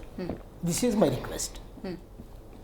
ಇವಾಗ ಉಮರ್ ಅಬ್ದುಲ್ಲಾ ಅವರು ಈ ಇನ್ಸಿಡೆಂಟ್ ಆಗಿದ ನಂತರ ನಾನು ಪ್ರತಿಯೊಂದು ಚಾನಲ್ ಹುಡುಕ್ತಾ ಇದ್ದೆ CM ಎಲ್ಲಿ ಅಂತ. 4 ದಿನ ಬಿಟ್ಟು ಬಂದು ಒಂದು ಸ್ಟೇಟ್ಮೆಂಟ್ ಕೊಟ್ಟರು. ನನಗೆ ತುಂಬ ದುಃಖ ಆಗಿದೆ, ಏನು ಹೇಳಬೇಕಂತ ನನಗೆ ಶಬ್ದಗಳು ಸಿಗ್ತಾ ಇಲ್ಲ ಅಂತ ಒಂದು ಸ್ಟೇಟ್ಮೆಂಟ್ ಕೊಟ್ಟರು. ಟೂರಿಸಮ್ 30th ಓಪನ್ ಆಗಬೇಕಾಗಿತ್ತು ಮೇಡಮ್, ಕರೆಕ್ಟ್. ಇವ್ರು ಓಪನ್ ಮಾಡಿದ್ದು 20th. ಹೌದು, before 10 days. There is a question, ಆಯಿತಾ? ಇನ್ನೊಂದು, ಮಿಲ್ಟ್ರಿ BSF ಪ್ರತಿಯೊಂದು ಸೆಂಟ್ರಲ್ ಅಂಡರ್ ಬರುತ್ತೆ, ಓಕೆ. ಲೋಕಲ್ ಪೊಲೀಸ್ ಯಾರು ಅಂಡರ್ ಬರುತ್ತೆ ಮೇಡಮ್? ಅಟ್ಲೀಸ್ಟ್ ನೀವು tourism comes under CM, J&K CM, okay. ನಿಮ್ಮ ಜವಾಬ್ದಾರಿ, ನೀವು ಟೂರಿಸಮ್ ಓಪನ್ ಮಾಡಿದಾಗ ಅದಕ್ಕೆ ರೆಸ್ಪಾನ್ಸಿಬಿಲಿಟಿ ತಗೊಂಡು ಏನು ಸೆಕ್ಯೂರಿಟಿ ಬೇಕಾಗಿತ್ತು ನೀವು ಯಾಕೆ ಪ್ರೊವೈಡ್ ಮಾಡಿಲ್ಲ? ನೀವ್ಯಾಕೆ ಪ್ರೊವೈಡ್ ಮಾಡಿಲ್ಲ? ಮೇ ಬಿ ನನಗೊಂದು ಡೌಟ್ ಏನಂದ್ರೆ ಇದರಲ್ಲಿ ಇವ್ರದೇ ಕೈವಾಳ ಏನಾದ್ರು ಇರ್ಬೋದು. 100% ನನಗೆ ಡೌಟ್ ಇದೆ ಇವಾಗ. ಈ ರೀತಿ ಇನ್ಸಿಡೆಂಟ್ ಆಗಿ 4-5 ದಿನ Omar Abdullah was missing. Omar Abdullah was missing. Then he came on the media. He said, I am really sorry. I don't have any words. What the hell is this? ಏನು ಭೂಮಿಗಳು ಅನ್ಕೊಂಡಿದ್ದೀರಾ ಮೇಡಮ್? 370 ಆರ್ಟಿಕಲ್ ಕ್ಯಾನ್ಸಲ್ ಆಗಿದ್ದಕ್ಕೆ ಪ್ರತೀಕಾರ ತೀರ್ಸ್ಕೊಳ್ಳಕ್ಕೆ ನಿಮ್ದೇ ವರ್ಷ ಯಾಕಾಗಿರ್ಬಾರ್ದು? ನೀವು ಮೋದಿ ಅವ್ರ ಮೇಲೆ ಹೇಳ್ತಾ ಇದ್ದೀರಿ ಅಂದ್ರೆ ಇವಾಗ ನನಗೆ ಆ ಲೇಡಿ, ನಮ್ಮ ಶಿವಮೊಗ್ಗ ಲೇಡಿ ಒಂದು ಮಾತಂದ್ರು ಹೋಗೋವಾಗ ಮೋದಿಜಿಗೆ ಹೇಳಂತ ನನಗೆ ಶಾಕ್ ಆಯ್ತು. ಈ ಮಾತು ಇವನು ಯಾಕಂತ ಮೇಡಮ್ ಆ ಪಾಯಿಂಟ್ ಏನೋ ಥಿಂಕ್ ಮಾಡಿ. ಡೋಂಟ್ ಶೌಟ್ ಆಯ್ತಾ ಮೇಡಮ್? ಅಲ್ಲ ಏನ್ ಮಾತಾಡ್ತಾ ಇದ್ರಿ ಕೇಳ್ಕೊಂಡು ಆಮೇಲೆ ಉತ್ತರ ಕೊಡಿ. ಸತ್ಯ ಹೇಳ್ತಾ ಇರೋದು ಯಾಕೆ ಉರಿತಾ ಇದೆ ನಿಮ್ಗೆ? ಸತ್ಯ ಹೇಳಿದ್ರೆ ಉರಿತಾ ಇದೆಯಾ? ಯಾಕಂದ್ರೆ ನಿಮ್ ಕೈವಾಳ ಇದೆ ಅಂತ. ಕಾಂಗ್ರೆಸ್ ಕೈವಾಳ ಇದೆ, JNK ಗವರ್ಮೆಂಟ್ ಕೈವಾಳ ಇದೆ. ಇದರಲ್ಲಿ ಇನ್ವೆಸ್ಟಿಗೇಷನ್ ಏನ್ ಮೇಡಮ್ ನಿಮಗೆ ನಾಚಿಕೆ ಮಾನ ಇದೆಯಾ? ಧಿಕ್ಕಾರ ಅಂತೆ. ಏನ್ ಧಿಕ್ಕಾರ?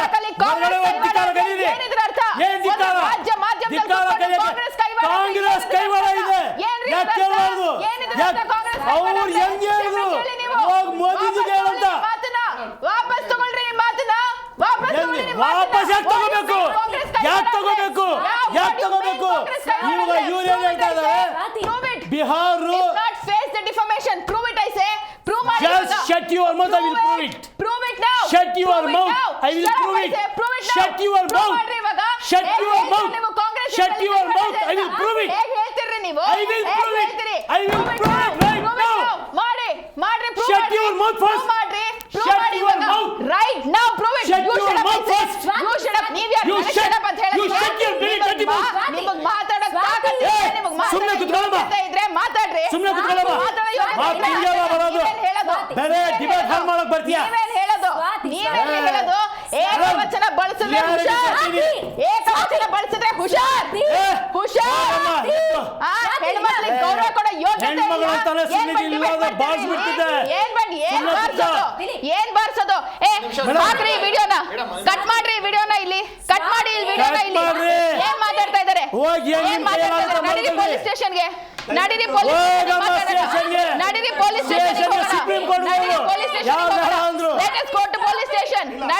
ಸ್ಟೇಷನ್ಗೆ ಹೋಗೋಣ.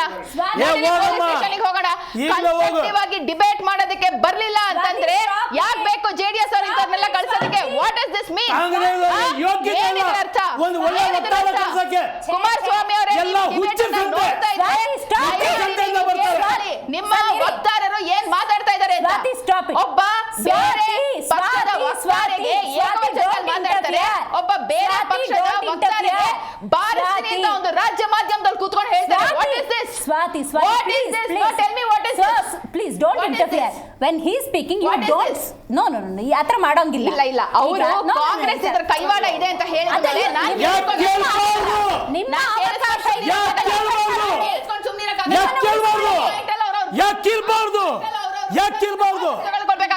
ವಾಪಸ್ ತಗೋಬೇಕಾಗತ್ತೆ. ಇಲ್ಲ ಕೇಸ್ ಮಾಡಿ ಕಾಂಗ್ರೆಸ್ ಕೇಸ್ ಮಾಡಿ 100% ಬಿಜೆಪಿ ಸರ್ಕಾರವನ್ನು ಕೆಡುವಲ್ಲಿ ಮಾಡಿರೋ ಷಡ್ಯಂತ್ರ ಇದು. ಸರ್ಕಾರ ನಾವೇನ್ ಕೆಡಬೇಕಾಗಿಲ್ಲ, ನೀವೇ ಕೆಡುಕೋತೀರಾ. ನಾವೇನ್ ಕೆಡುವ ಅವಶ್ಯಕತೆ ಇಲ್ಲ ನಮಗೆ. ನೋಡಿ ರವೀಶ್ ಅವರು ಆಗ್ಲೇ ಒಂದು ಪಾಯಿಂಟ್ ಇಲ್ಲ ಮೇಡಮ್, ನನ್ನ ಕ್ಲಿಯರಿಟಿ ಆಗಿಲ್ಲ. ಒಂದು ಸೆಕೆಂಡ್ ಇಲ್ಲ ಮೇಡಮ್, ನನ್ನ ಕ್ಲಿಯರಿಟಿ ಆಗಿಲ್ಲ. ನನ್ನ ಟೈಮ್ ಅವ್ರು ಹಾಳು ಮಾಡಿದ್ದಾರೆ. ಆಯ್ತಣ್ಣ, ಬಂದೆ ಸ್ವಾತಿ. Dilip Swati please understand. ನಾನು ಅವರಿಗೆ ಏಕವಚನದಲ್ಲಿ ಮಾತಾಡಿದ್ದೀನಿ. ಡಿಬೇಟ್ ಅಂದಾಗ ಕಾಂಗ್ರೆಸ್ ವಕ್ತಾರರು ಮೇಂಟೈನ್ ಮಾಡೋದಕ್ಕೆ ಪ್ಲೀಸ್ ಕೆಣಕ್ ಬಿಟ್ಟು ಆಮೇಲೆ ಯಾರು ಕೆಣಕಿಲ್ಲ. ಅವರು ಒಮರ್ ಅಬ್ದುಲ್ಲಾ ಬಗ್ಗೆ ಹೇಳಿದಾಗ ಸ್ಟೇಟ್ ಸೆಕ್ಯೂರಿಟಿ ಅಂತ ಹೇಳಿದಾಗ ನಾನು ಅವ್ರಿಗೆ ಬಹಳ ಕ್ಲಿಯರ್ ಆಗಿ ಹೇಳಿದೆ, ಇಲ್ಲ ಪೊಲೀಸ್ ಸೆಕ್ಯೂರಿಟಿಯನ್ನ ಭಾರತದಲ್ಲಿ ಪ್ರೊವೈಡ್ ಮಾಡಬೇಕು ಅಂತ. ಮಾತಾಡೋದಕ್ಕೆ ಇರಲಿಲ್ಲ ಅನ್ನೋ ಕಾರಣಕ್ಕೆ ಏನ್ ಬೇಕಾದ್ ಮಾತಾಡ್ಕೊಂಡು ಹೋಗ್ತಾರೆ. ಕಾಂಗ್ರೆಸ್ ಇದ್ರಲ್ಲಿ ಇನ್ವಾಲ್ವ್ ಆಗಿದೆ ಅಂತ ಹೇಳ್ತಾರೆ. ಆಮೇಲೆ ವಕ್ತಾರರ ಬಗ್ಗೆ 100%. Okay Dileep What does this mean? ಸತ್ತ ಹಾವನ್ನು ಹೊಡೆಯಕ್ಕೆ ಹೋಗಿ ಕೇಳ್ರಿ, ಕ್ಷಮೆ ಕೇಳ್ರಿ. 100% ಕಾಂಗ್ರೆಸ್ ಕೈವಾಡ ಇದೆ. ಕೇಳಿ, ಕ್ಷಮೆ ಕೇಳಿ. ಇದೆ ಕೇಳಿ, ಹೇಳ್ತಾ ಕ್ಷಮೆ ಇದೆಯಲ್ಲ ಕೇಳಿ, ಹೋಗಿ ಕೇಸ್ ಕೇಳಿ, ಮಾಡಿ. ಕ್ಷಮೆ ಕೇಳ್ರಿ. ಒಂದು ನಿಮಿಷ ಇರಿ please. We are here to come to talk madam please. ಆಯ್ತು, ಪ್ಲೀಸ್ ಹೌದು, ಹೇಳ್ಕೊಂಡು ಒಂದು ನಿಮಿಷ ಒಂದು ನಿಮಿಷ ಇರಿ. ನೀವು ಆಚೆ ಬೇಕಾದ್ರೆ ಕಿತ್ತಾಡ್ಕೊಳ್ಳಿ. ಒಂದು ನಿಮಿಷ ಇರಿ. ಕಾಂಗ್ರೆಸ್ ವಕ್ತಾರರು ಅವಾಗಲೇ ಹೇಳಿದ್ರು ಭದ್ರತಾ ವೈಫಲ್ಯ ಅಂತ ಹೇಳಿ ಮಾತಾಡ್ತಾರೆ. Okay. ನಾನು ಅವರಿಗೆ ಕ್ಲಿಯರ್ ಆಗಿ ಹೇಳಕ್ ಇಷ್ಟಪಡ್ತೀನಿ. ಭದ್ರತಾ ವೈಫಲ್ಯದ ವಿಚಾರವಾಗಿ ಗೃಹ ಸಚಿವರಾದಂತಹ ಅಮಿತ್ ಶಾ ಅವರು ಹೇಳಿದ್ದಾರೆ. ಅಲ್ಲಿ ಅಮರನಾಥ್ ಯಾತ್ರೆ ಪ್ರಾರಂಭ ಆಗೋ ಸಮಯದಿಂದ ಪೆಹಲ್ಗಾಮ್ಗೆ ಟೂರಿಸ್ಟ್ಗಳು ಹೋಗ್ತಾ ಇದ್ರು. ಸೊ ಅಲ್ಲಿನ ಇರ್ತಕ್ಕಂಥ ಲೋಕಲ್ ಆಡಳಿತ ಏನ್ ಬರ್ತದೋ ಅಥವಾ ಟೂರಿಸ್ಟ್ ಗೈಡ್ಗಳು ಏನ್ ಬರ್ತಾರೋ ಅವರು ಮಿಲಿಟರಿಗೆ ಆಗಿರ್ಬೋದು ಅಥವಾ ಸೆಕ್ಯೂರಿಟಿಗೆ ಆಗಿರ್ಬೋದು ತಿಳಿಸಬೇಕಾಗಿರ್ತಕ್ಕಂಥದ್ದು ಅವ್ರ ಕರ್ತವ್ಯ. ಇನ್ನ 1 ವೀಕ್ ಅಥವಾ 10 ಡೇಸ್ ಅಮರನಾಥ್ ಯಾತ್ರೆ ಇದ್ದಾಗ ಇದ್ದಕ್ಕಿದ್ದಂಗೆ ಮುಂಚೆ ಕರ್ಕೊಂಡು ಹೋಗಿದ್ದಾರೆ ಪೆಹಲ್ಗಾಮ್ಗೆ. ಕರ್ಕೊಂಡು ಹೋಗಿರೋದ್ರಿಂದ ಅಲ್ಲಿ ಘಟನೆ ಆಗಿದೆ ವಿತೌಟ್ ಅಲ್ಲಿ ಇನ್ಫಾರ್ಮೇಶನ್ ಕೊಡ್ದಂಗೆ, ಯಾರಿಗೂ ಸಹ ಇನ್ಫಾರ್ಮೇಶನ್ ಕೊಡ್ದಂಗೆ ಅವ್ರು ಲಾಭಕ್ಕೋಸ್ಕರ ಕರ್ಕೊಂಡೋಗಿರೋದು. ಇದು ಸಹ ತನಿಖೆ ಆಗ್ಬೇಕು. ಅವ್ನು ಯಾರ್ಯಾರು ಟೂರಿಸ್ಟ್ ಕರ್ಕೊಂಡೋಗಿದ್ದಾನೋ ಟೂರಿಸ್ಟ್ ಗೈಡ್ ಏನು ಕರ್ಕೊಂಡೋದ. ಮತ್ತೆ ನೀವು ಆ ಜಿಪ್ ರೈಡ್ ನೋಡ್ತೀರಿ. ನೀವು ಆ ಜಿಪ್ ರೈಡ್ ನುಗ್ಬೇಕಾದ್ರೆ 3 ಸಲ ಅಲ್ಲಾಹು ಅಕ್ಬರ್ ಅಂದ್ಬಿಟ್ಟು ನುಗ್ತಾನೆ. ಅದು ಶೂಟ್ ನಡೀತಾ ಇರ್ತದೆ, ಸೌಂಡ್ ಬರ್ತಾ ಇರ್ತದೆ. ಆ ಸಮಯದಲ್ಲಿ ಅದನ್ನ ಶೂಟ್ ಔಟ್ ಆಗುತ್ತೆ. NIA ಆತನನ್ನು ವಶಪಡಿಸಿಕೊಂಡು ತನಿಖೆ ನಡೀತಾ ಇದೆ. ಇಲ್ಲಿ ಕಂಪ್ಲೀಟ್ ಆಗಿ ಈ ಘಟನೆ ನಡೆದಿರ್ತಕ್ಕಂಥದ್ದೇ ಸಂಪೂರ್ಣವಾಗಿ ಪೂರ್ವ ತಯಾರಿ ಮಾಡ್ಕೊಂಡು ಟೈಮ್ ಗೊತ್ತಿದ್ದೀರಿ. ಒಂದು ಅರ್ಥ ಮಾಡ್ಕೋಬೇಕು. ಫಸ್ಟ್ ಆಫ್ ಆಲ್ ಉಗ್ರರು ಒಳಗೆ ಬಿಟ್ಕೊಳ್ಳೋ ಹಂಗೆ ಸೆಕ್ಯೂರಿಟಿ ಇಲ್ದಿರೋದು ಬಹಳ ದೊಡ್ಡ ವೈಫಲ್ಯ. ಎರಡನೇದಾಗಿ ಕಡೆ ಪಕ್ಷ ಅವ್ರು ಆ ಗಡಿ ದಾಟ್ದಿರೋ ಹಂಗೆ ಅವ್ರನ್ನ ವಶಕ್ಕೆ ಪಡ್ಕೊಳ್ಳೋದು, ಅದರಲ್ಲೂ ವೈಫಲ್ಯ. Intelligence failure. ಕಡೆ ಪಕ್ಷ ನಮ್ಮ ದೇಶದ ಪ್ರಧಾನಿ ಅಂತ ಒಬ್ರು ಇದ್ದಾರೆ, ಅವರು ಆ ಸಂತ್ರಸ್ತನ ಕುರಿತು ಮಾತಾಡ್ತಾರೆ ಅನ್ನೋದಾದ್ರೆ ಅದು ಇಲ್ಲ ಅಂದ್ರೆ ನಾವು ಯಾರು ನಂಬ್ಕೋಬೇಕು? ಈ ದೇಶದ ಗೃಹ ಸಚಿವರಾದಂತಹ ಅಮಿತ್ ಶಾ ಅವರು ಪ್ರಧಾನಮಂತ್ರಿ ಅಂತ ಹೇಳ್ತೀನಿ, ಇವರು ಸೌದಿ ಅರೇಬಿಯಾ ಹೋಗಿದ್ದವರು ಇಮಿಡಿಯೇಟ್ ಅದನ್ನ ಕ್ಯಾನ್ಸಲ್ ಮಾಡ್ಕೊಂಡು ಬಂದು ಇವರು ಒಂದು ಸಭೆ ಕರೆದು ಯಾರ್ಯಾರು ಕರಿಬೇಕು ಏನೇನ್ ಮಾಡಬೇಕು ಅಂತ ಹೇಳಿ. ನಿಮಿಷ ಮೇಡಮ್, ಡೋಂಟ್ ಇಂಟರಪ್ಟ್. ನೀವು ಅವಾಗ ಮಾತಾಡಿ, ನಿಮ್ ಸಮಯ ಬಂದ ಇವ್ರು ಬಂದು ಏನೇನ್ ಮಾತಾಡಬೇಕು ಅಂತ ಇವರು ಸೂಚನೆಗಳನ್ನ ಕೊಟ್ಟಿದ್ದಾರೆ. ಗೃಹ ಸಚಿವರು ಇಮಿಡಿಯೇಟ್ ಕಾಶ್ಮೀರಕ್ಕೆ ಹೋಗಿ ಏನೇನು ಆಕ್ಷನ್ ತೆಗೆದುಕೊಬೇಕು ಆ ಜಾಗಕ್ಕೆ ಹೋಗಿ, ಅದು ಅಲ್ಲಿ ನಡೆದಿರ್ತಕ್ಕಂಥ ಏನ್ ಜಾಗ ಪೆಹಲ್ಗಾಮ್ ಇತ್ತು, ಪೆಹಲ್ಗಾಮ್ ಜಾಗಕ್ಕೆ ಹೋಗಿ ಮಾತನಾಡಿದ್ದಾರೆ. ಮತ್ತೆ ನೀವು ಇನ್ನೊಂದು ಹೇಳ್ತಾ ಇದ್ರಿ ಹೆಂಗ್ ಬಂದ್ರು ಒಳಗಡೆ ಅಂತೇಳಿ. ಮೇಡಮ್ ನೋಡಿ, ಇಷ್ಟು ದಿನವರೆಗೂ ಭಾರತದ ಮೇಲೆ ನಡೆದಿರ್ತಕ್ಕಂಥ ಅಷ್ಟು ಉಗ್ರರ ಚಟುವಟಿಕೆಗಳು, ಉಗ್ರರ ಅಟ್ಯಾಕ್ ಆಗಿರ್ಬೋದು, ನಾವೆಷ್ಟೇ ಕಂಪ್ಲೀಟ್ ಆಗಿ ಸೆಕ್ಯೂರಿಟಿ ಇಟ್ಕೊಂಡಿದ್ರು ಸಹ ಉಗ್ರರುಗಳು ಯಾರು ಹೇಳಿ ಕೇಳಿ ಬರಲ್ಲ. ಸೊ ಅದನ್ನ ತಪ್ಪಿಸಿ ಬರ್ತಕ್ಕಂಥದ್ದು ನಮ್ಮ ರಾಡಾರ್ ವ್ಯವಸ್ಥೆ ಆಗಿರ್ಬೋದು, ಸೆಕ್ಯೂರಿಟಿ ವ್ಯವಸ್ಥೆ ಆಗಿರ್ಬೋದು, ಎಲ್ಲಾ ವ್ಯವಸ್ಥೆಗಳನ್ನು ತಪ್ಪಿಸೇ ಬಂದಿದ್ದಾರೆ. ನೀವು ಬಾಂಬೆ ಅಟ್ಯಾಕ್ ತೆಗೆದುಕೊಳ್ಳಿ. ಬಾಂಬೆ ಅಟ್ಯಾಕ್ ನಲ್ಲಿ ಬಂದು ಸಾರ್ವಜನಿಕರು ಶೂಟ್ ಮಾಡ್ತಾರೆ ಸುಮಾರು 250 ಜನನ. ಅವತ್ತು ಸಹ ಸಮುದ್ರದಲ್ಲಿ ತಪ್ಪಿಸ್ಕೊಂಡ್ಬಂದು ನಮ್ಗೆ ಹೊಡೆದಿರ್ತಕ್ಕಂಥದ್ದು. ಅವತ್ತು ಸಹ ನಮ್ಮ ಸೆಕ್ಯೂರಿಟಿ ಇತ್ತು, ನಮ್ಮ ಸೈನಿಕರು ಇದ್ರು. ಹೆಂಗ್ ತಪ್ಪಿಸ್ಕೊಂಡ್ಬಂದ್ರು? ನೀವು ಫೇಲ್ಯೂರು ಅಂತ ನಾವು ಹೇಳಲಿಕ್ಕೆ ಬರಲ್ಲ. ಭಯೋತ್ಪಾದಕರು ಬರ್ತಕ್ಕಂಥ. ಒಂದ್ ನಿಮಿಷ ಮೇಡಮ್ ಪ್ಲೀಸ್, ಎಲ್ಲರಿಗೂ ಡಿಸ್ಟರ್ಬ್ ಮಾಡಬೇಡಿ. ಸಮಯ ಬಂದಾಗ ಮಾತಾಡ್ರಿ, ಸಮಯ ಬಂದಾಗ ಮಾತಾಡಿ. ಅಂದ್ರೆ ಇದು ಬರ್ತಕ್ಕಂಥ ಭಯೋತ್ಪಾದಕರು ಬರ್ತಕ್ಕಂಥದ್ದು ಇದನ್ನ ತಪ್ಪಿಸಿ ಆ ಸೆಕ್ಯೂರಿಟಿಗಳನ್ನ ಕಣ್ ತಪ್ಪಿಸಿ ಬರ್ತಾರೆ. ಆದ್ರೆ ನಾವ್ ಇವತ್ತು ಉತ್ತರ ಕೊಡ್ಬೇಕಾಗಿರ್ತಕ್ಕಂಥದ್ದು ಒಂದು ಪಾಕಿಸ್ತಾನ ಕೊಡ್ಬೇಕು, ಇನ್ನೊಂದು ಭಯೋತ್ಪಾದಕರು ಕೊಡ್ಬೇಕು.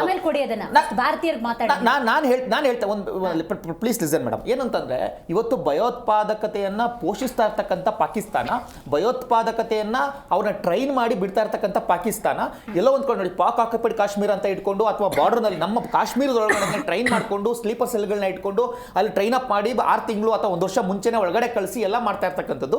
ಒಂದು ಅವರಿಗೆ ನಾವು ಹೇಳ್ಬೇಕಾಗಿದೆ, ನೋಡಪ್ಪ ನೀವೇನಾದ್ರೂ ಇದನ್ನ ಮುಂದುವರ್ಸ್ಕೊಂಡು ಹೋದ್ರೆ ನಿಮ್ಮನ್ನ ಬಿಡಲ್ಲ, ನಾಶ ಮಾಡ್ತೀವಿ ಅಂತ ಒಂದು ಪಾಠ ಕಲಿಸಬೇಕಾಗಿದೆ. ಮತ್ತು ಉಗ್ರಗಾಮಿ ಕ್ಯಾಂಪ್ಗಳು ಏನಿದಾವೋ ಆ ಕ್ಯಾಂಪ್ಗಳಿಗೂ ಸಹ ನಾವು ಪಾಠ ಕಲಿಸಬೇಕಾಗಿದೆ. ಮತ್ತು ಅಪೋಸಿಷನ್ ಪಾರ್ಟಿಗೆ ನಾನು ಹೇಳಿ ಇಷ್ಟಪಡ್ತೀನಿ ಮೇಡಮ್, ಈ ದೇಶದಲ್ಲಿ ಅಪೋಸಿಷನ್ ಪಾರ್ಟಿ ಅಂತ ಏನಿದಾವೋ ದಯಮಾಡಿ ಈ ರೀತಿ ನೀವು ಮಾಡ್ತೀರಿ, ರಾಜಕೀಯ ಮಾಡ್ತೀರಿ.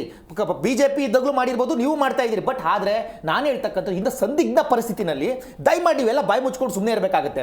ನರೇಂದ್ರ ಮೋದಿ ಅವ್ರದ್ದು ತಲೆ ಕಟ್ ಮಾಡಿ ಗಯಾಬ್ ಅಂತ ಹೇಳಿ ನೀವು ಹಾಕ್ತೀರಿ, ಅದನ್ನ ಯಾರೋ ಒಬ್ಬ ಪಾಕಿಸ್ತಾನದಲ್ಲಿ ಕೂತ್ಕೊಂಡು ಒಬ್ಬ ಸಚಿವ ಅದನ್ನ ಶೇರ್ ಮಾಡ್ತಾನೆ ಅಂತಂದ್ರೆ ಈ ದೇಶದ ಗೌರವ ಕಳೀತಾ ಇದ್ದೀರಿ ನೀವು. ಈ ದೇಶದ ಗೌರವನೇ ಅಂತಾರಾಷ್ಟ್ರೀಯ ಮಟ್ಟದಲ್ಲಿ ಹಾಳು ಮಾಡ್ತಾ ಇದ್ದೀರಿ.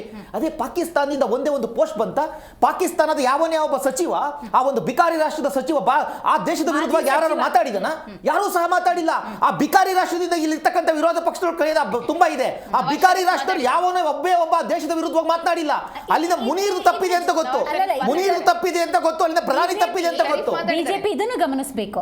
ಆ ಒಂದು ತಲೆ ಇಲ್ಲದ ಗಾಯ ಬನ್ನುವಂತ ಫೋಟೋ ಹಾಕಿದಕ್ಕೆ ಮಲ್ಲಿಕಾರ್ಜುನ ಖರ್ಗೆ ಅವರು ವಿಷಾದ ವ್ಯಕ್ತಪಡಿಸಿದ್ದಾರೆ. ಅಲ್ಲ, ಎಲ್ಲ ಆದ್ಮೇಲೆ ವಿಷಾದ ವ್ಯಕ್ತಪಡಿಸಿ ಏನ್ ಪ್ರಯೋಜನ? ಸಿದ್ದರಾಮಯ್ಯ ಅವರು ಹೇಳ್ತಾರೆ ಯುದ್ಧ ಬೇಡ ಅಂತ ಹೇಳ್ಬಿಟ್ಟು ಹೇಳ್ಬಿಟ್ಟು ನಾನು ಹೇಳಿಲ್ಲ ಅಂತ ಹೇಳ್ತಾರೆ. ಆರ್.ಬಿ. ತಿಮ್ಮಾಪುರ್ ಹೇಳ್ತಾರೆ ಯುದ್ಧ ಅವ್ರು ಶೂಟ್ ಮಾಡ್ಬೇಕಾದ್ರೆ ಇವರ ಒಂದು ಭಯೋತ್ಪಾದಕರು ಧರ್ಮ ನೋಡಿ ಮಾಡಕ್ಕಾಗುತ್ತಾ? ಏನು ಇವ್ರೇನ್ ಆರ್.ಬಿ. ತಿಮ್ಮಾಪುರ್ ಟ್ರೈನಿಂಗ್ ಕೊಟ್ಟಿದ್ರ ಭಯೋತ್ಪಾದಕರಿಗೆ? ಅಲ್ಲ ಕಣ್ರಯ್ಯ, ನೀವು ನಿಮ್ಮನ್ನೆಲ್ಲ ಚೆಕ್ ಮಾಡಿ ಅಂತ ಶೂಟ್ ಮಾಡಿ ಅಂತ ಹೇಳಿದ್ರೆ ನೀವು ಚೆಕ್ ಮಾಡಿಲ್ಲ ಅನ್ನೋ ತರ ಹೇಳ್ತಾ ಇದಾರಲ್ಲ ಇವ್ರು ಯಾಕೆ ಇದಕ್ಕೆ ಪಾಕಿಸ್ತಾನದ ಪರವಾಗಿ ಮಾತಾಡಕ್ ಹೋಗ್ತಾರೆ ಅಂದ್ರೆ ಇವ್ರು ಮಾತಾಡೋ ರೀತಿ ಹೇಗಿದೆ ಅಂತಂದ್ರೆ ಯಾರೋ ಪಾಕಿಸ್ತಾನ ಸಚಿವರು ಮಾತಾಡ್ತಾ ಇದಾರೋ ಅನ್ನೋ ರೀತಿ ಇದೆ. ಒಬ್ಬ ಹೇಳ್ತಾನೆ ಇವರ ರಾಬರ್ಟ್ ವಾದ್ರಾ ಹೇಳ್ತಾನೆ 370 ಕಿತ್ತಾಕಿರೋದಕ್ಕೆ ಯಾರು ಸೋನಿಯಾ ಗಾಂಧಿ ಅಳಿಯ ಬೇರೆ ಯಾರು ಅಲ್ಲ, ಇದೇ ಪ್ರಿಯಾಂಕಾ ಗಾಂಧಿ ಅವರ ಮಗ ಗಂಡ ಆತ ಹೇಳ್ತಾನೆ ನೀವು 370 ಕಿತ್ತಾಕಿರೋದಕ್ಕೆ ಮತ್ತೆ ಅದ್ರ ಜೊತೆಗೆ ಮುಸಲ್ಮಾನರ ಮೇಲೆ ಜಾಸ್ತಿ ಇಲ್ಲಿ ಶೋಷಣೆ ನಡೀತಾ ಇದೆ, ಅದಕ್ಕೋಸ್ಕರ ಭಯೋತ್ಪಾದಕರು ಕೊಟ್ಟಿರ್ತಕ್ಕಂಥ ಉತ್ತರ ಅಂತ ಹೇಳ್ತಾನೆ. ಯಾಕೆ ಇದ್ರವರೆಗೂ ಯಾಕೆ ಇವ್ರು ಉತ್ತರ ಕೊಡಕ್ಕಾಗಿಲ್ಲ? ಮತ್ತೆ ಅದ್ರ ಜೊತೆಗೆ ಯಾವುದೇ ಸಂಬಂಧ ಇಲ್ಲ, ಸೋನಿಯಾ ಗಾಂಧಿ ಅಳಿಯ ಬೇರೆ ಯಾರಲ್ಲ, ಸೋನಿಯಾ ಗಾಂಧಿ ಅಳಿಯ ಮತ್ತೆ ಅದ್ರ ಜೊತೆಗೆ ಪ್ರಿಯಾಂಕಾ ಖರ್ಗೆ ಹೇಳ್ತಾರೆ ಇದು ಹಿಂದೂಗಳ ಮೇಲೆ ಆಗಿರ್ತಕ್ಕಂಥ ಹತ್ಯಾಕಲ್ಲ ಅಂತ ಹೇಳ್ತಾರೆ. ಅಲ್ರಿ ಸ್ವಾಮಿ, ಅಲ್ಲಿ ಸತ್ತಿರ್ತಕ್ಕಂಥವ್ರು, ಅಲ್ಲಿ ನಾಶ ಆಗಿರ್ತಕ್ಕಂಥವ್ರು, ಸಾವಿಗೀಡಾಗಿರ್ತಕ್ಕಂಥ ಹೇಳ್ತಾರೆ ನಂಬ್ತಾ ಇಲ್ಲ ಅಂತಂದ್ರೆ ಇಂಥ ವಿರೋಧ ಪಕ್ಷ ಇರ್ತಕ್ಕಂಥಕ್ಕೆ ಇರೋದಕ್ಕೇನೆ ಈ ದೇಶ ಈ ಕೆಲಸ ಆಗಿರ್ತಕ್ಕಂಥದ್ದು. ದೇಶ ಕೇಂದ್ರ ಸರ್ಕಾರ ಯಾವುದೇ ನಿರ್ಧಾರಗಳನ್ನು ತಗೊಂಡ್ರೆ ಪ್ರತಿಪಕ್ಷ ಅವ್ರ ಜೊತೆಗೆ ಇದೀರಾ ಇಲ್ವಾ? ಆ ಕ್ಲಾರಿಟಿ ಕೊಡಿ. ಅದಿಲ್ಲ ಬಿಡಿ, ಅದು 100% ಇಲ್ಲ. ಎಲ್ಲ ಮಾತಾಡಬೇಡಿ, ನೀವು ಸುಮ್ಮನೆ ಕೂತ್ಕೊಳ್ಳಿ. 100% ಇದೀವಿ. ನೀವು ಏನೇ ನಿರ್ಧಾರ ತಗೊಳ್ಳಿ, ನಮ್ಮ ರಾಷ್ಟ್ರೀಯ ನಾಯಕರಿಂದ ಹಿಡಿದು ಸ್ಥಳೀಯ ನಾಯಕರ ತನಕ ನಾವು ಎಲ್ಲವನ್ನೂ ಹೇಳಿದೀವಿ, ನೀವೇನೇ ನಿರ್ಧಾರ ತಗೊಳ್ಳಿ, ಆದರೆ ಯೋಚಿಸಿ ನಿರ್ಧಾರ ತಗೊಳ್ಳಿ. ಯುದ್ಧ ಬೇಕಾ? ಈಗ ರಾಜತಾಂತ್ರಿಕವಾಗಿ ಕಟ್ ಹಾಕೋದಕ್ಕೆ ಒಂದಷ್ಟು ನಿರ್ಧಾರ ತಗೊಂಡಿದ್ರಲ್ಲ, ಅದಕ್ಕೆ ಓಕೆ ಇದೆಯಾ ನಿಮಗೆ? ಇಂಡಸ್ ಟ್ರೀಟಿ ವ್ಯಾಲಿಯನ್ನು ನೀವು ವಾಟರ್ ಟ್ರೀಟಿಯನ್ನು ನೀವು ಕ್ಯಾನ್ಸಲ್ ಮಾಡಿದ್ರಿ. ಪುಲ್ವಾಮಾಯಿಂದ ನಿಮಗೆ ಅವಕಾಶ ಇತ್ತು ಅದನ್ನ ಕ್ಯಾನ್ಸಲ್ ಮಾಡೋದಕ್ಕೆ, ಉರಿ ಅಟ್ಯಾಕ್ ಸಮಯದಿಂದ ಅವಕಾಶ ಇತ್ತು ಕ್ಯಾನ್ಸಲ್ ಮಾಡೋದಕ್ಕೆ, ಯಾಕೆ ಸುಮ್ಮನಿದ್ರಿ? ಇವತ್ತಿನ ದಿನ ಅದನ್ನ ಕ್ಯಾನ್ಸಲ್ ಮಾಡಿದಿರಿ. ಆ ನೀರು ಅವರಿಗೆ ಹೋಗದೆ ಅದು 1947 ಅಲ್ಲ, ಇವತ್ತು ನಿಮ್ಮ ಸ್ಟೈಲ್ ಏನಿದೆ ಅದು ಬೇಕು.